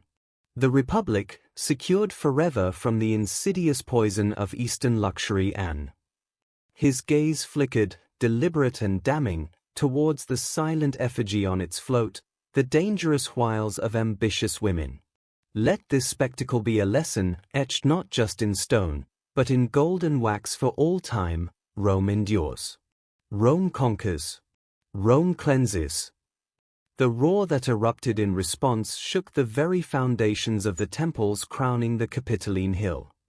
Ave, Imperator! Ave, Caesar Augustus! The newly minted, God-tinged title hung thick and potent in the smoke-choked air. God! Perhaps you slipped away then, seeking escape before the ritual sacrifices began, before the inevitable stench of bull's blood would mingle irrevocably with the incense and the sweat of the mob. Finding refuge in a shadowed alley, you might have leaned against cool, rough brick, gulping air that didn't carry the cloying scent of manufactured triumph. Hidden, like dangerous contraband, a small, chipped drachma might have found its way into your hand. On one side, the profile of Caesarion, your murdered brother, stared up, his features frozen forever in youthful, unyielding defiance. The distant roar of the crowd became the growl of a caged beast. Tracing the familiar lines of his face, you might have flipped the coin. The reverse bore the inscription, Ptolemy 15 Caesar, Theos Philopater Philometer, God, loving father, loving mother. The crocodile dung sunscreen of Alexandria was now just dust. The grand donations of Antony were revealed as a grotesque, tragic joke. The tale of the carpet delivery was already morphing into a mythologized dare.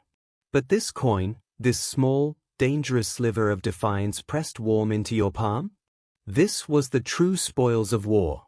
This was the unvarnished truth that Octavian, for all his power, could not melt down or rewrite.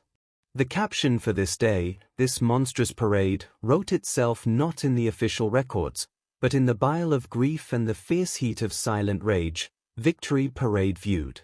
Verdict, history written by the victors, by monsters. The quiet hum of the listener's fan in the present is a universe away from the deafening roar of that manufactured triumph, and the silent, echoing scream of stolen children marching in gilded chains. Section 23. The air in Alexandria tasted of plaster dust and deliberate forgetting. Octavian's engineers moved through the city not as builders, but as UN builders, a relentless swarm methodically dismantling the recent past. Where once the vibrant hum of the great metropolis pulsed, now the dominant sound was the rhythmic clink-clink-clink of chisels biting into stone, a chilling new heartbeat for a conquered people. Imagine standing in the Agora, the memory as vivid to Cleopatra VII years later across the sea as the sharp Mediterranean sun. History tells us Octavian pursued a policy known as damnatio memoriae, the condemnation of memory, systematically erasing the physical legacy of her mother, Cleopatra, and Mark Antony. Statues were toppled, inscriptions meticulously defaced, and coins bearing their images were gathered and melted down. Picture it through the eyes of an old scholar, perhaps Theon the librarian, who witnessed the erasure firsthand.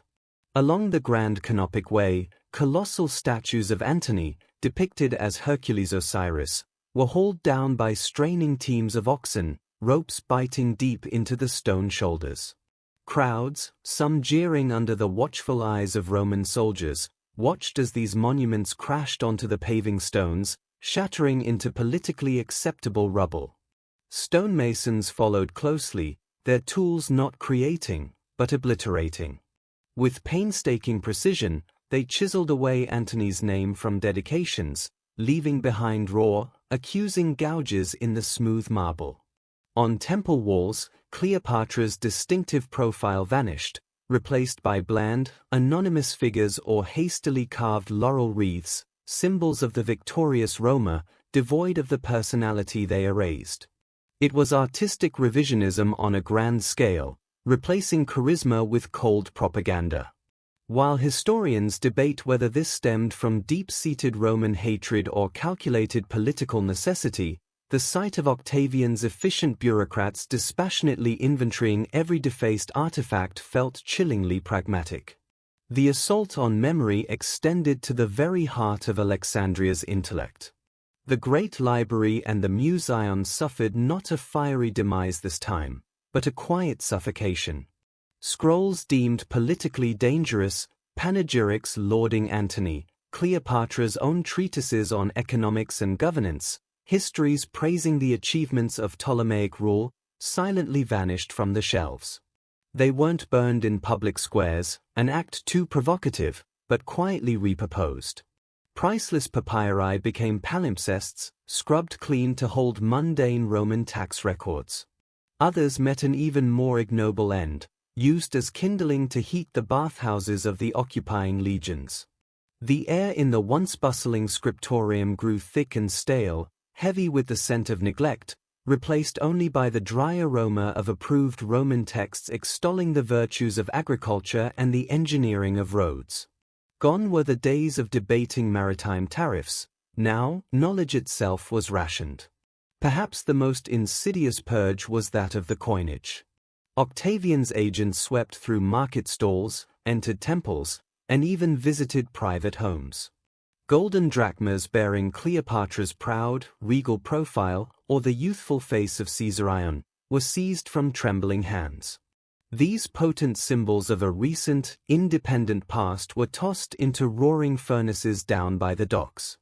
The molten gold, poured into new molds, emerged stamped with Octavian's stern, aquiline features and the stark, uncompromising legend, AVGVS. The scale of this recall remains debated by scholars. Was it utterly total, or did hidden caches survive? Yet, witnessing a merchant weep as he surrendered his last cherished Cleopatra drachma to a stone-faced legionary made the effort feel terrifyingly thorough. It was financial authoritarianism, exchanging identity for enforced conformity. Even the lifeblood of Egypt, the Nile, seemed to acquiesce to the new order. The grand royal barges were broken apart. The Thalamagos, that legendary floating palace redolent with the scent of roses and the aura of power, was stripped of its magnificent purple sails and gilded fittings. Its vast hull, denuded of luxury, was repurposed as a humble grain barge, the perfume of power replaced by the earthy reek of damp barley. The city itself was being scrubbed clean of its recent rulers. Yet, whispers of defiance persisted, proving memory harder to eradicate than stone. In the shadow of a half-defaced sphinx, an old potter might cautiously lift a floor tile to reveal a simple clay lamp. On its disk, barely visible but unmistakable, was Cleopatra's face, crowned by the dual urea serpents. "For the dark times," he would mutter, his eyes nervously darting towards the Roman patrol passing in the street. In secluded delta villages, women sang lullabies to their children about the serpent star, a veiled reference to Sirius, the star sacred to Isis, and by extension, to her. These were quiet acts of underground remembrance, embers carefully guarded against the prevailing wind of enforced forgetting, much to the palpable frustration of the Roman authorities. From her new vantage point in Mauritania, Cleopatra Selene, the surviving daughter, commissioned her own subtle act of rebellion. Skilled sculptors in Caesarea carved a beautiful new frieze for her library portico. It depicted the muses gathering scrolls beneath the gentle light of the moon, Selene. One muse, however, bore a striking, though abstract, resemblance. Not named, not overtly declared, but present in the subtle, familiar curve of a brow, in an echo of regal defiance captured forever in the stone. Octavian, now Augustus, could order her mother's name chiseled from monuments and her face melted from gold coins. But the memory persisted. It lingered in the faint, protective scent of cedar oil on rescued scrolls smuggled away, in the curve of a hidden lamp buried beneath the floor, in the abstract, defiant lines of a Mauritanian frieze. The crocodile dung sunscreen of childhood was now archaeology. The grand donations of Antony stood as a stark cautionary tale. But the quiet, stubborn, enduring act of remembering? That remained the final, unbreakable filter against oblivion. The soft hum of the listener's fan today is a world away from that relentless clink-clink-clink of Roman chisels echoing through Alexandria, trying and failing to entirely silence a queen. Section 24. The scent of Cleopatra's private workshop in Alexandria was a rich tapestry woven from the essences of knowledge and discovery. Imagine the air, the sharp, almost medicinal tang of bitter almond oil simmering gently in bronze vessels over water baths, the deep, vibrant cobalt dust of crushed lapis lazuli staining mortar and pestle, mingling with the dry, sweet perfume of ancient papyrus scrolls unfurled across a broad cedar table. On nights like this, the Queen of Egypt wore many crowns, pharaoh, certainly, but also head alchemist, chief librarian, and lead mythbuster. Forget the simplistic Roman tales of a pearl-dissolving seductress. The true record would reveal something far more profound: meticulous notes on extracting the precious dye from murex glands for Tyrian purple, complex star charts annotated in Egyptian Demotic, Greek, and Latin, and perhaps even passionate marginalia debating the precise application of the Pythagorean theorem in stabilizing the foundations of a pyramid. A scroll lies open before her, borrowed from the medical wing of the Museum. It is on gynecology, attributed to an earlier, respected physician also named Cleopatra, an awkward coincidence of naming history. The queen's stylus moves confidently, adding marginalia in crisp Koine Greek beside a passage on postpartum care. For fever following childbirth, willowbark infusion, measure 500 grains, combined with honey. Tested. Effective. Disregard the later suggestion involving leeches attributed to Galen. This practical annotation speaks volumes, recalling a moment years prior, during the intense hours of Caesarean's birth, when she had demanded this very scroll, much to the midwife's alarm. She needed data, understanding. Tonight, her focus bridges the realms of perceived magic and practical medicine. Fragments of papyrus describe a legendary Amazonian salve promising invincibility, a blend of bull fat, beeswax, and extract derived from Chiron's aconite, the deadly wolfsbane. Pure myth, likely, but what if the power lay not in invincibility, but in the precise dosage? While large quantities caused paralysis and death, could trace amounts offer profound pain relief? Her distillery apparatus bubbles quietly, carefully separating the potent alkaloids of the aconite plant. Nearby guards observe with understandable caution, maintaining a respectful distance. Suddenly, the focused quiet is broken. Admiral Eudoxus bursts into the workshop, his presence announced by the scent of salt spray and palpable indignation. "Majesty," he declares, slamming a warped bronze disc onto the cedar table. "That Roman galley wrecked near the Pharos, we salvaged this." It is a volvel, an intricate geared device used as a mechanical calculator for celestial navigation. Their arrogant captain boasted it was beyond Egyptian comprehension before the waves took him, Eudoxus adds, his voice thick with scorn. Cleopatra examines the device. Though water-damaged, its design is evident, crude in materials but clever in concept, with interlocking gears calculating lunar cycles and tide tables. By dawn's first light, the Roman volvel lies disassembled. Beside its components, detailed sketches show improvements: lighter alloys replacing the heavy bronze, an integrated compass, philosopher debating the tenets of atomism. Tonight's topic, whispered with a mix of scholarly fervor and caution: does the venom of the sacred asp induce a state of euphoria preceding death? And what are the ethical means of sourcing such venom for study? A very focused snake handler attends this particular session. To Octavian's spies, reporting whispers of Eastern sorcery drifting from Alexandria, they grasped only half the truth. It wasn't magic. It was the relentless, unfiltered pursuit of understanding, knowing. While Rome focused on building roads and legions, Cleopatra and her circle sought to dissect the very fabric of the universe. The true chronicle of her reign, stripped of banquets and legendary pearls, would reveal meticulous time-lapse observations of mold growth on Nile floodsilt, hinting at early antibiotic research. Detailed schematics attempting to reconstruct Archimedes' legendary heat ray, adapted for signaling mirrors. Passionate annotations in the margins of Aristotle's texts, fiercely contesting his biases in the Historia Animalium. The asp's bite would ultimately still her voice. But the equations scrawled in the margins of scrolls, the improved volvel guiding an Egyptian navigator through treacherous seas, the suppressed treatise on wound sterilization discovered centuries later in a desert cave, these became her enduring venom, potent enough to outlive empires. The crocodile dung sunscreen was born of practical necessity. The carpet delivery was a moment of audacious tactics. The donations of Ansh were high-stakes politics. But here, amidst the ink-stained papyri and the gentle steam rising from alembics in the heart of the Museum, resided Cleopatra's immortal, indelible legacy. It was a filter no conqueror could erase. The soft hum of the listener's fan today is a world away from the furious, purposeful scratch of a queen's stylus as she sought, night after night, to redefine the boundaries of the known world itself. Section 25.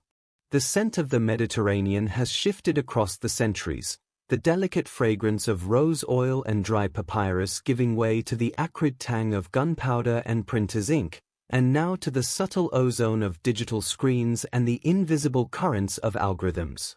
Yet the story of Cleopatra, like the Nile itself, has never truly vanished beneath history's waves. Instead, it has shape-shifted, a resilient cultural hydra constantly regenerating new interpretations, the venomous serpent of Roman propaganda, Shakespeare's captivating tragic enchantress, Hollywood's vision framed by dramatic coal and exotic allure.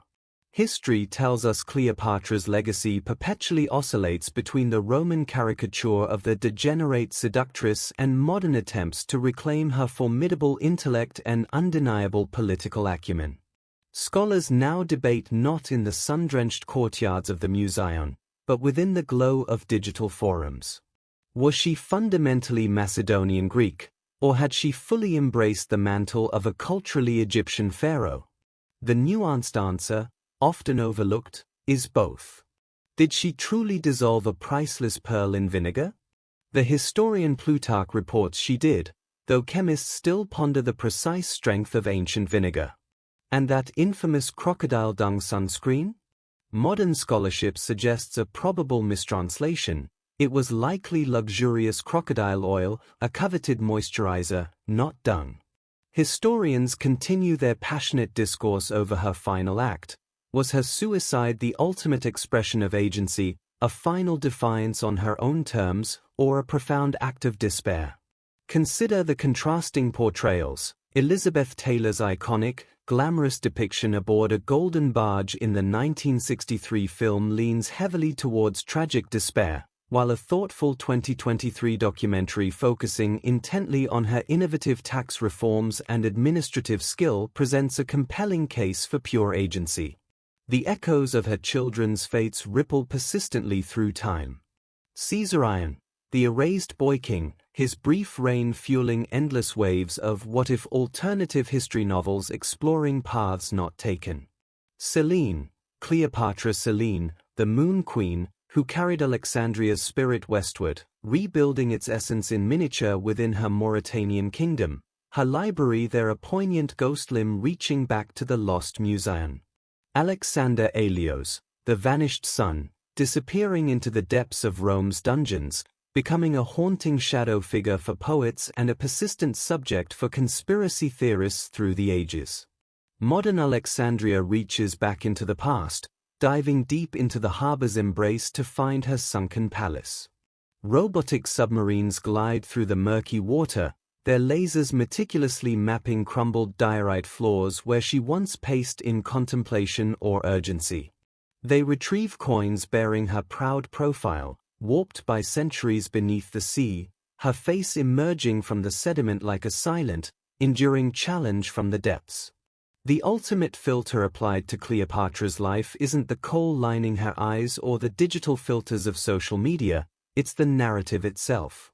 Octavian meticulously painted her as the embodiment of dangerous chaos. Modern feminist scholarship reclaims her as the epitome of strategic brilliance. Where Rome screamed harlot, contemporary platforms like TikTok showcase edits highlighting her mastery of 9 languages and deft polyglot diplomacy. The spirit of her lost library now resides within vast digital data clouds, where fragments of her economic insights finally find a global audience. Discussions analyzing Cleopatra's grain tax structure, ancient policy or modern masterclass. Threads explaining how the carpet delivery was actually genius logistics. Posts meticulously debunking the asp, venomous snakes in royal security protocols. Her essence defies simple categorization. She remains a Rorschach blot on history's vast canvas, each era projecting its own deepest fears, desires, and fantasies onto her enduring silhouette. The Romans desperately needed a monstrous other, the Enlightenment craved a figure of tragic romance, our digital age often seeks to mold her into a flawless girlboss icon. Yet, the real woman who navigated courts thick with poison, outmaneuvered emperors, and chose her own ending whispers persistently from between the lines of history and myth, stop projecting. I was simply, exceedingly competent. As search algorithms endlessly churn and the next ambitious biopic script is drafted in some distant studio, her final, indelible message etches itself not as a caption, but as a quiet, stubborn truth resonating in the vast space between vilification and deification. Her legacy remains fundamentally uncontainable, her narrative permanently contested, a testament to her enduring presence. She continues, in a way, to win the long game of memory, centuries after the final curtain fell. Wind down. The glow of the digital screen begins to soften and fade.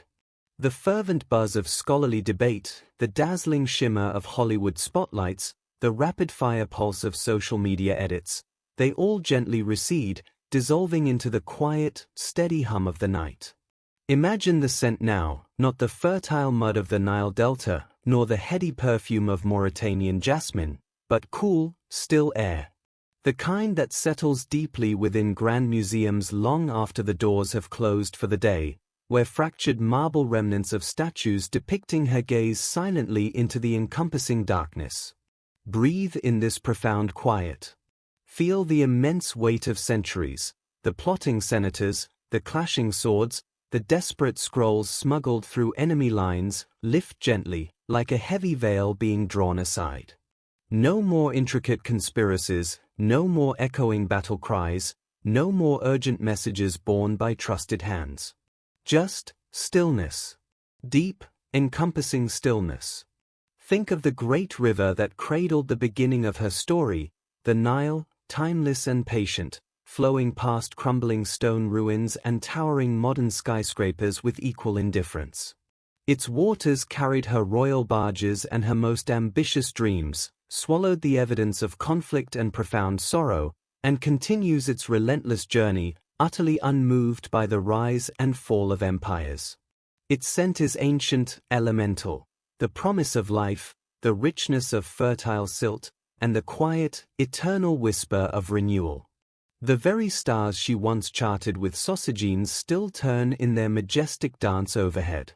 The familiar constellations, Orion's steadfast belt, Sirius the blazing dog star, that guided her admirals across treacherous seas now guide intricate satellites through the void. Her crucial contributions to the calculations underpinning the Julian calendar still invisibly structure our modern days, a monument far more enduring than any carved from stone. Feel the subtle echo of her countless choices, not the singular, dramatic finale, but the thousand quiet, daily acts of profound cunning, the languages mastered to persuade and command, the grain silos meticulously filled to shield her people from famine's horror, the precious scrolls within the great library guarded against the encroaching shadow of oblivion. These are her true, lasting monuments, scattered like resilient seeds across the vast fields of time. The asp's bite marked an end, yes. But the venom coursing through history wasn't merely paralysis, it was transformation. She dissolved not into nothingness, but into potent myth, into compelling history, into a symbol too powerful, too complex, for any conquering empire to ever fully erase. She became the unanswerable question lingering in Rome's triumphal glare, the defiant shadow within its brightest light, the queen who utterly refused to be paraded as a trophy. So let the scrolls gently close. Let the bright projectors dim to darkness. Let this deep quiet wrap around the memory like the finest, softest Egyptian linen. The struggle is carefully archived. The heavy crown is finally, gracefully set aside. The eternal river flows ceaselessly onward. Rest now, Pharaoh. Rest not within confines of gold or cold stone, but within the deep, silent, endless current of time itself, where queens and scholars, mothers and master strategists, may finally, at long last, discover their profound peace. The world continues its slow turn. The Nile murmurs its ancient song. The stars maintain their silent, eternal watch. Sleep,